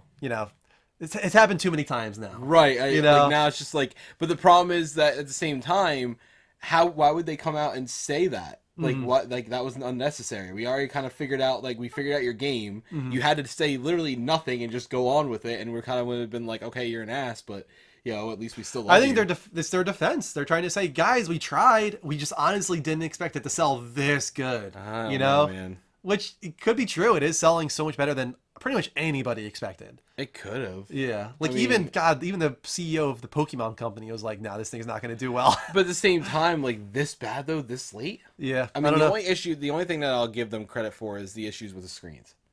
That's the only part. They've been having issues getting the screens produced because multiple people want the same screen produced for their devices, including I think Apple. So. Gotcha. Moving on with a little bit more Nintendo Switch news. Inside, one of my favorite games of last year, is officially coming to Nintendo Switch. It's really cool to see that a lot of developers are like, we want to bring our game to Switch. Final Fantasy 15, we want to bring it to Switch. We got Doom, we got Wolfenstein. Inside's coming, and so many other developers are talking about getting it on there. So it's just really cool to see third-party support for a Nintendo console / handheld. We're finally there, maybe, you know? Yeah, I mean, and you're seeing this a lot more. I mean, you got Doom, you got Wolfenstein, so we're seeing support from multiple threads. This is a game that definitely fits the Switch. There are no reasons that these indie games can't be played on the Switch, right? In my opinion. Most of these smaller dev titles, or even just shorter, we need a term for these. I hate indie games because I mean, even though it's indie, it's not technically indie in my it's becoming a weird, like blurred line now. But these type of games, games like this, Limbo, and the other ones they created, or even ones if they want to put what's that new game that game company's making? Sky. Is that what it's called? Yes, Sky. Games like that, games that could be played on very many systems, should all come to the Switch. There's no reason it shouldn't. Yeah, especially ones from last generation. Just throw them on there. Why not? You know, Red Dead Redemption 2 is getting some type of announcement this week. Actually, this Thursday. Probably a trailer, right? Yeah, I would hope so. I'm freaking. Oh my god! Can you imagine if I'm it so wasn't even a stoked. trailer, which is a date? Yeah, that would suck. I mean, why not throw a trailer and then put the date at the end of it? Because all we know is that it's coming next year, right? We don't have a date next yet? spring. I think is specifically when they said. I mean, God, look how freaking beautiful this game looks. It looks so good. I'll tell you right now, guys, and you might hate me like Rick and John, but I think this is one of those games I will get on the PC before I get it on console. This game I think will benefit greatly from. Yeah. I mean, I would want to be against trying it out on PC. Yeah, I don't know. I don't know what I'm gonna do, but I'm getting I'll it. see it, but God, I'm getting yeah. it. I can't wait for Red Dead Redemption 2. One of my favorite games of all time, actually. That said, it might take them 9 months plus to come out with I think they're gonna get their April or so date. I do. I think they're gonna hit that. I think one delay is like kind of par for the course with. I Rockstar meant from anymore. console versus. Oh, okay. How long it takes? Like to with come GTA over? 5. Yeah. Remember the first 4 months of our show was just people asking all the Yeah, time. where's GTA 5 on PC? On PS4? Yeah, on PS4. Yeah. Like people legitimately thought we had inside info. Yep, I know. I I'm remember like, that. guys. Insomniac Games reveal their new logo. Is this right? No, sorry. Skip the story. Crash Bandicoot. As I said earlier, real quick. Crash Bandicoot, 2.5 million units sold insane. worldwide. Man, That's like, insane. I don't think anybody expected it to sell this well. No, I expected it to sell well. I hated all the naysayers, but this was even better than I anticipated. It's just so awesome to know Mm-hmm. that we're going to be getting more stuff like this now as a result.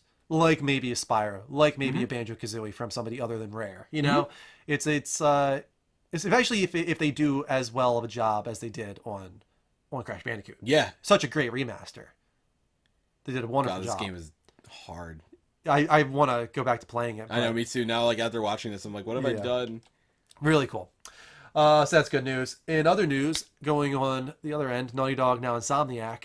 Insomniac has revealed their new logo. It's going to pop up the old one and the new one on stream in just a moment. What do you think of the new logo? I think it's fine. I think it's more modern. I think it's fitting. It's definitely more modern. I like the old logo for a specific reason, but at the same time, I understand why you need to update, especially in this day and age. And I think it's fitting. I think it's kind of cool what they did with it. It is kind of cool. I have one like kind of little gripe there, but let's look at their oldest logo. I actually like that one the most, I think. Really? Mm-hmm. It definitely screams 90s.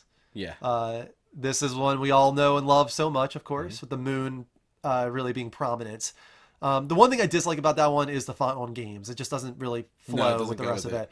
And now, Insomniac games with the moon gone in a way, but it actually isn't. It's crescent moons, 2 of them. But let me pause it. One thing you might not have noticed that was actually pointed out to me a little later on, but now I can't unsee it. And I don't mind that it creates an O. It creates a 3-dimensional O. But the problem with it is if you draw the lines to complete the O, the O is off-centered. I see what you have an issue. You saw it as the moons were making the O kind of like a weird swoosh type thing? No, what I see is that you actually are seeing an O at an angle. Right. But if you were to create the O, actually complete the line of the O, it almost is completely butted up against the S. I see it, and it's driving me crazy. Yes, so when you see it, you can't unsee it, and now it's not centered anymore. The O is to the left. I think what's weird to me though, the white is the face, right? And the I think what's weird to me is that I saw that right away. Yes, but how can you look at that and now be like, oh, it's not centered? Because it's coming out from the side. It's just going on an angle. I didn't see it until you mentioned it. I was like, it's just 2 moons facing each other, and then I saw, except it's the O going deep, and that's the shadow. It's a 3D O. Yeah, I don't understand why it's a problem. It's just I like the 3D Insomniac is like this, and then the O, instead of being straight on, is kind of just on an angle like that. That's not what matters, though. It's the weight of it. When it comes to because now it looks like Insomniac. Like it looks like 2 different words. Because I don't have a problem with that. I like that it's an O. I like that they incorporated the moons. I don't like the weight of it. I think the weight is off-center and it bothers me. I think is Diclonius Game still on there? He is. Yeah, he's in the queue. Bring him in. Jose, how you doing, man? No, I'm okay. What do you think, man? What do you think of this new logo? Okay, repeat that one more time. Sorry, I said, what do you think of this new Insomniac logo? It's not bad. It's more modern. Yeah, I'm okay with it being more modern. I get it. The old one does look a little like 90s, a little amateur at this point. We're just it looks a little childish, but we're accustomed to it now, right? We've seen it for so long that it's kind of hard to adjust to change. How do you feel about the change of the moons, though? Alex cut, thank you. I don't really notice the change. So before it was like an actual moon, like a full moon. Now it is 2 crescent moons that actually create a 3-dimensional O if you look at it a certain way. Do you see it? Yeah, I see it. It actually looks kind of cool. It is really cool when you realize what they kind of snuck in there. And I was like, that's really cool. And then my mind messed it all up. My damn mind messed it up by completing the O, drawing the line that would be created by seeing the full O, and realizing that it's literally right up against the S. And I can't unsee it, and it bothers the hell out of me. First world problems, as right. That's why I laughed at. Yeah, it's definitely a first world problem. As somebody who's a visual guy, it bothers the hell out of me. Yeah, I don't see it period, to be honest with you, so I'm not. I think if you look at where the O is supposed to take place at, yeah, like the back of it, it's spaced evenly. The crescent moons are totally. Right, yeah. Okay, now I see it. I'm like, oh boy, now. I don't want to make you see it because once you see it, it ruins it.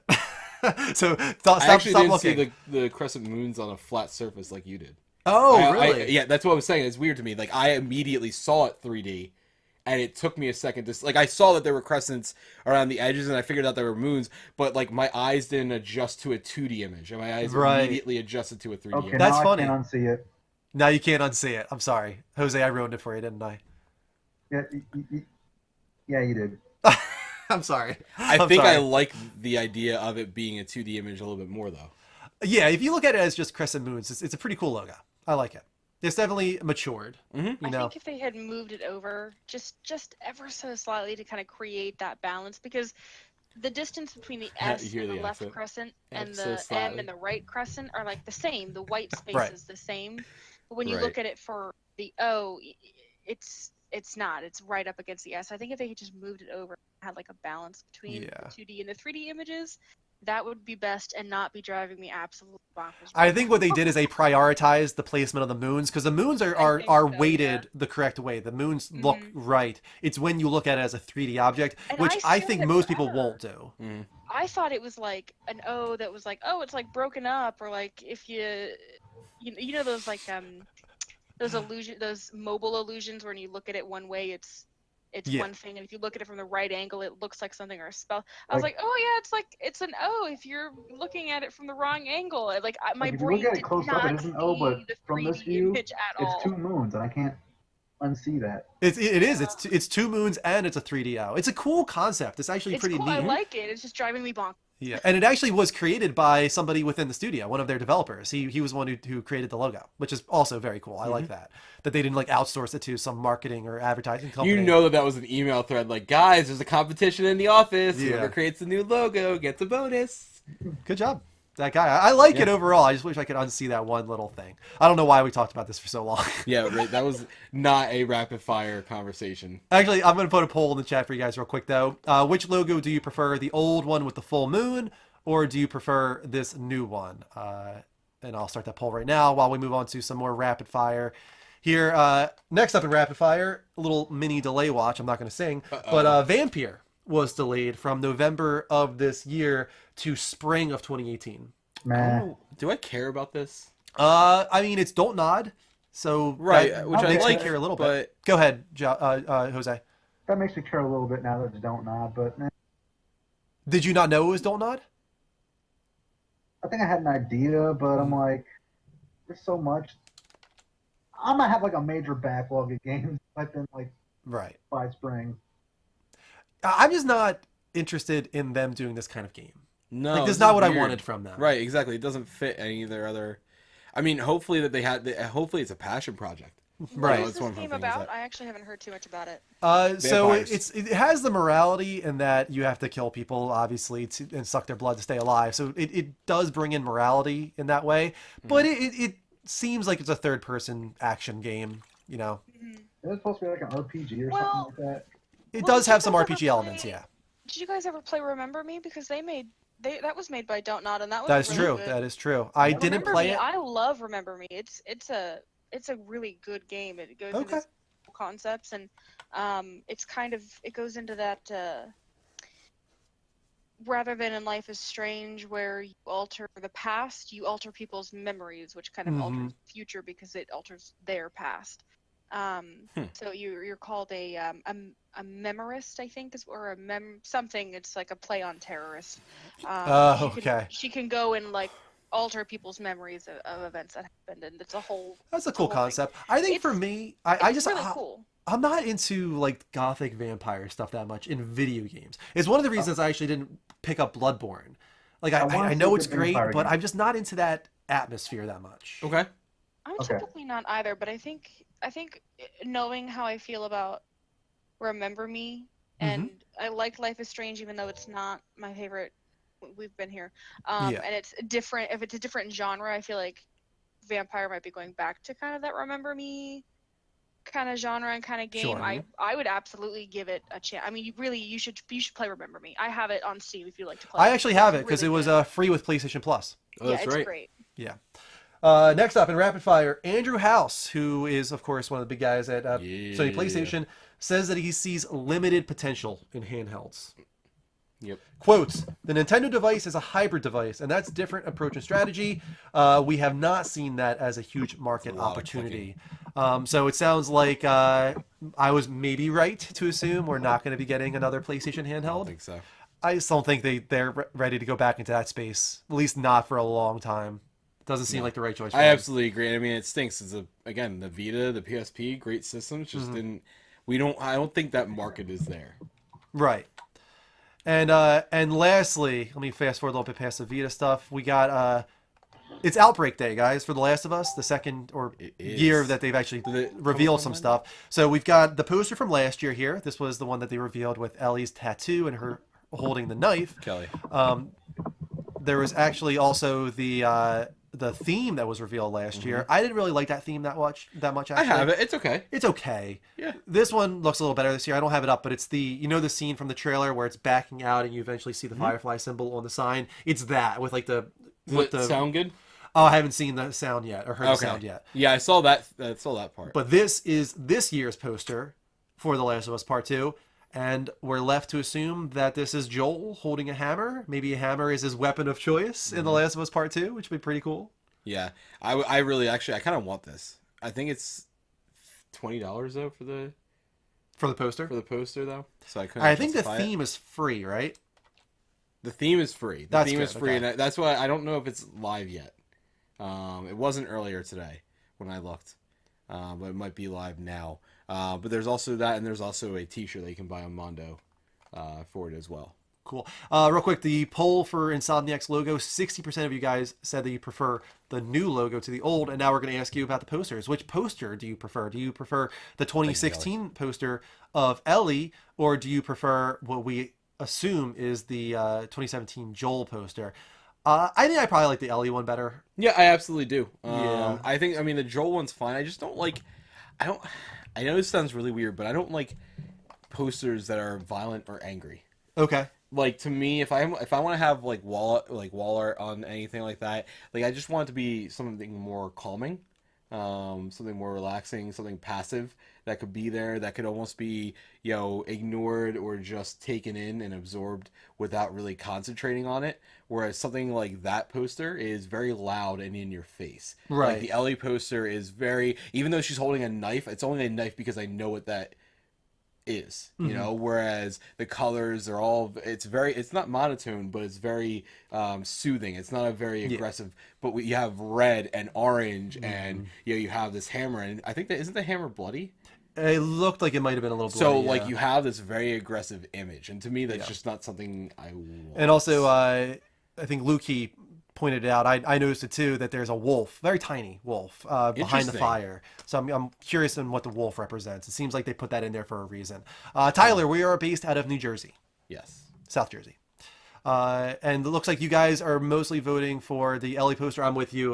If I'm going to choose a poster, I'm always going for something a little more calming and soothing. And the new poster Right, like is not. that Last of Us The poster. Last of Us poster, yeah. Everything else, yeah. All my journey I'm right stuff. with you. Yeah. I want something that's going to put me in a calming, soothing mood. For sure. Thank you for all the votes, guys. We have one more segment before we get into Battle Royale. And it is the community-focused segment of the show. What's it called, Mike? Paste it up. Okay. No. It's called On the Spot. What language is that? That's what I said. Paste it up. What language is that? Norwegian. Norwegian. On the Spot, guys, you guys can go on our our Discord. Sorry, our Discord at discord.gg/the Level Up Network. You can submit a hard-hitting question for us to answer, like this person did. Dear the Level Up Show, if you could only play one game from each console you own for the rest of your life, which game would you pick? So first we got to name the consoles that we own. What? Well, hold on. Here's the thing. Well, okay, that we owned ever. Not that I currently own. Why? Because you've sold all your consoles? I don't have anything. You don't have besides the anything? PS4. No, I don't have anything. Besides Wow. the PS4. You don't hold on to anything? No, I don't ever go back to games all that often. Still, like... I mean, half of my shit's been nostalgia stolen every time or anyway. something. I don't know. I have all my consoles. I saw know. TurboGrafx, all Super Yeah, I Nintendo, don't have any of them. PlayStation, PS2. Nope, not one. Got my PSP, my Vita. I've got my N64. I've got my GameCube. What else do I have? I think that's all the big ones. But anyway, if I were to go through them for TurboGrafx, I would play Bonk. I love Bonk. Bonk's the best. Well, why don't we go from the beginning? Because I think we could just do it for every console. That's what I'm doing. TurboGrafx is my first console ever, and I would choose Bonk to play on that. That's my, if I bring Desert Island, that's my console that I bring of all the ones I have. That one I play Bonk. My next console would be Super Nintendo. I would play Chrono Trigger. Chrono Trigger would be my choice on Let's go Super in order Nintendo. when consoles came out, though, because That's what I'm they doing. get launched. Well, I want to keep with you on that. Okay, so do you have Super Nintendo? NES. Oh, I didn't have it NES. at launch, but I had it later on. Okay. So with that, I probably would play Super Mario Bros. 3. I always get mixed up. That one was on With NES? Tanuki. Yeah, it was on. I always it was think on 3 NES. came out on Super Nintendo for some both. reason. It was on both. It was on both. Yeah, it looked better on the SNES, but it came out on both. And then you said Super Nintendo. You would play what? I would play Chrono Trigger. See, I want to say Super Mario World. Okay. But going back and playing it, I like it a lot, but I don't love it as much as I thought I did. Mm-hmm. So I don't know if I would play that as much. But I do think I would play... I think I would go with Donkey Kong Country. That's a good choice. Probably 2, actually, over anything. Not bad. I would do Chrono Trigger because there's all those alternate endings, and there's a lot of content in there in Chrono Trigger. So I feel like it would pass the time. Genesis too. I forgot Genesis. I did have a Genesis. So, I would play Sonic Pinball. So you know what's really cool is I'm hoping that there's a Sonic pinball themed stage in Sonic Mania because I really want to play that, and they've gotten nostalgic on other pieces too, so I'm hoping that's in there. But anyway, that's a good one because my actual Genesis game I'm gonna go with probably is going to be Sonic. I want to say Sonic 3. Probably Sonic 3. Can I add an attachment? Sure. The Knuckles attachment? Yeah, the Knuckles. Sonic That's and fine. Sonic 3 and Sonic and Knuckles. Okay, next was the original PlayStation. I have to bring Final Fantasy VII. I mean, just for nostalgia purposes alone, like it's my favorite game of all time. So even if I don't want to go back and play it every so often, I just need to have it for those moments where I was like, okay, I need the nostalgia trip, you know? Does it have to be a game that would hold up now? Or No, at it's just the time? whatever you want it to be. Like it's something that See, you're playing now. I would love to have the same amount of excitement. That's the reason why I sell my consoles and I don't care. Uh-huh. Or the other reason I don't care, I don't have any of my consoles, I should say, because I don't always sell them. I don't enjoy games as much as I did like back then. Like those games, like going back, like Legend of Dragoon. Mhm. Even that one didn't hold up to me. And that time, Yeah. that was like my favorite thing. But if I could have the same amount of excitement for it as I did at the time, Spider-Man. And not like the one, like the first Spider-Man game we ever got in a 3D realm. The one that had like the That was on cameo PS1, of- right? Yeah, had a Stan Lee cameo voices, a bunch of different special spiders that you could collect that gave you either comic books or special costumes and stuff like that. It was perfect. I think you were trying to call me Andres Strife Girl is what you're trying to do there. All right, so moving on, Nintendo 64. Was then 64 next after PS1? Yeah. Should Oh, it be. was at the same time. Yeah. That we owned, probably. Yeah. N64 is going to be Super Mario 64. Almost no contest with that. Yeah, that's a good choice, but Ocarina of Time. I've played that game so many times. See, I and still actually love it. haven't. I 64? beat it once, and I probably played through part of it again. I haven't played Nintendo 64 Legend of Zelda Ocarina of Time in probably 16 years. Wow. So it's been a long time. So Since I that's played the game. But see, I'm afraid like with that, that's what I hate about that question in a way. Only because like I have to play this forever, and I know luckily that I'm going to enjoy the hell out of playing Mario 64 over and over again because I've already played through it about 3 or 4 times. I just think that like Zelda Ocarina of Time puts me in a really good mood, like the music, the overworld, and all that kind of stuff, and it never ends in that way. Like Mario 64, once you get all 120 stars, I like really it's just like. It resets. What now? Like Well, you know, same like, thing with Zelda. It is and it isn't. Like that world though, being in that world is enough for me to go back. Like, Well, it's the same thing with Mario though for me. You really feel that way? I played the same. You know how many times I played that freaking bomb level? Like, even though I played through the game 3 or 4 times, I played that bomb level thousands of times. I feel like. And guys, for those of you that say GoldenEye, I challenge you to go back and play it for more than 5 minutes and not hate everything in existence. I do need to get a multiplayer game in here though, because like that really, if you have an internet connection, that's the Oh, best mine's coming. way. Mine's absolutely coming. I don't know what mine would But be. guys, though. Mario like GoldenEye is not something that you want. Even Perfect Dark, which technically was a better game than GoldenEye, it is not a good game. Let's stick with We consoles tried. because if we go the handheld route, I don't. No, I'm not gonna even. Because I already skipped like Game Gear for instance. Because I mean, Pokemon is a game. Well, I know. Actually, that's a lie because I. Never mind. Never Yeah. mind. Okay, so next I think would be PS2 and GameCube. And Xbox One. And Xbox. Original Xbox, which I never owned myself. I so. did. Okay. All right. So the way I remember it, Mario Sunshine on GameCube, on PS2. Hold on, on PS2. Halo is going to be Xbox though. Yeah, The that's a original great choice. Yeah. Yeah. Wind Waker, 100% GameCube. Okay. Never got tired of just traveling the sea in that game. Great way to pass time. Just like listen to music and travel the world. I love Wind Waker. It's up there with Ocarina of Time for me. For PS2, Rick said I need to get a Metal Gear in here. And if I'm going to bring a Metal Gear, it probably would be from the PS2 era. And considering it didn't have network connectivity for the most part, I think now's the time to get my Metal Gear in there. Would it be 2 or 3? Do you really need to get Metal Gear in there though? Yes, I need my you? favorite games. Like I need my favorite franchises. But you got to remember, the question isn't what's your favorite games. The question is what game would you play over and over again. I know, but that's the thing is like it though? If I have all these different consoles with all the favorite games, like Right. I can go back and forth between them. And, Okay. But don't worry, I'm going to try and get a multiplayer something in there because I do need something multiplayer in there. I know that. I think I would go Metal Gear Solid 3, Snake Eater. Interesting. Subsistence on PS2. I would probably choose for PlayStation because that's the only one I'm missing still. I'm probably going to choose. I want to say Siphon Filter 2. Okay. I had a lot of fun playing that game, and if the game could be updated to it, like me and Pat played multiplayer on that all the time. That game was really cool. If not that, then Rainbow Six. Okay. Next Or up, Tony Hawk. Tony Hawk's great. Never mind, changing it. Sorry, thank you so much. Completely forgot that game was on there because Tony Hawk 3 started on PS2 as well. Yep. So Tony Hawk 4 is probably one I would go with. Tony Hawk 4 was the penultimate Tony Hawk game. You think so? I think so. I like 3 better, I think. Okay, moving on to PS3. I think now is my time to get my multiplayer game in there, and I think I would actually, if I had to choose, because I want the story too, I would probably go with Uncharted 2. I really enjoyed Uncharted 2's multiplayer, especially before they patched it and kind of ruined it a little bit. I had a blast with Uncharted 2's multiplayer, so I think I would go with that. On Wii, Super Smash Bros. Brawl.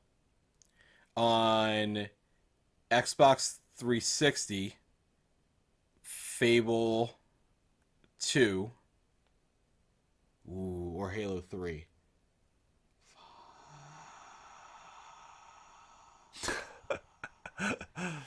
That's so bad though, because they're both equally deserving of being. I would play the shit out of both of those. Yeah. I have. On PS3 though, I don't have as many experiences with. So I'm trying to think of what I played on there and like what I would like to keep playing on there. There's really not that many I can think of that I was like, Really? I need to play this over and over again. Ratchet and Clank, I could probably play that game a bunch over and over again. I really like Ratchet and Clank on there. For me, the only one left would be PS4. Wow. Okay. Man, that's a tough one for PS4. I'm trying to think of a game that's like never ending. Okay. That I would be okay playing. And even though I haven't played it all yet, I've always wanted to, and it seems like if I'm stuck on a desert island with one game from a console on PS4, now's the time to do it. Probably Final Fantasy 14. I hear amazing things about Final Fantasy 14. I mean, it's free to play, so you should. I know, but you know, if I'm stuck playing a game for the rest of my life, it sounds like Final Fantasy 14 at this point is massive with all the expansions There's a lot and stuff. of grinding though, dude. Yeah, but I've got all the time in the world. You know, like That's this is the only game I'm able to play on the console for eternity. So I would probably go with Final Fantasy 14. Are we including Wii U in there at all? If you had a Wii U, I did have a Wii U for a period of time. You're right. So you're allowed to pick a game on there. I would probably go with Mario Maker on Wii U. That's a good choice. That's a very good choice. Because that's a lot of endless possibilities. Very good choice. Yeah, I agree. I would choose Mario Maker. Okay. Good choice. Good. And then for the Switch, because I have it right now, I'm probably gonna go with Mario Kart 8, which is why I didn't pick it on anything else. Okay. Because Mario Kart 8 is again the penultimate Mario Kart game ever made. So I think it's perfect on there. On PS4, I'm probably going to lean with Rick and say Overwatch. Yeah, it's a good choice. Oh, hey, what just happened? What's that? What did you do? What did somebody do? It's a tip, it sounds like. Who is it, though? Kelly. Kelly with the tip. Kelly. Something. I don't know what That's it was. another tip. She did a $10 earlier, and now she did another tip. It'll show up. There it is. There you go. $5. Thank you, Kelly. Thank you so much, Kelly.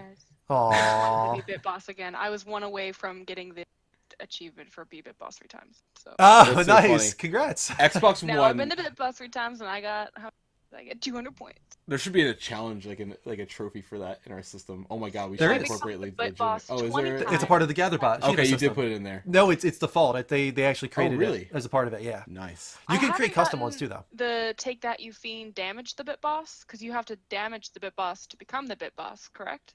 Yeah, somebody just cheer like 100 bits right now to damage Kelly. And Anybody have 100 bits? But it didn't give me the achievement for it. So I Oh, don't know it what that- didn't? Yeah, some of them are definitely finicky. They're working on it. It's an alpha right now. So hopefully they improve it over time. They wanted to get it out there at launch so that people had it, but they're still working on it. So I just need to become the bit boss 17 more times with that achievement too. Sounds Wow, 17 more times? Yeah, it gives you the if you become the Challenge bit boss 20 accepted. times. Oh, absolutely, challenge accepted. Damn, that's a lot.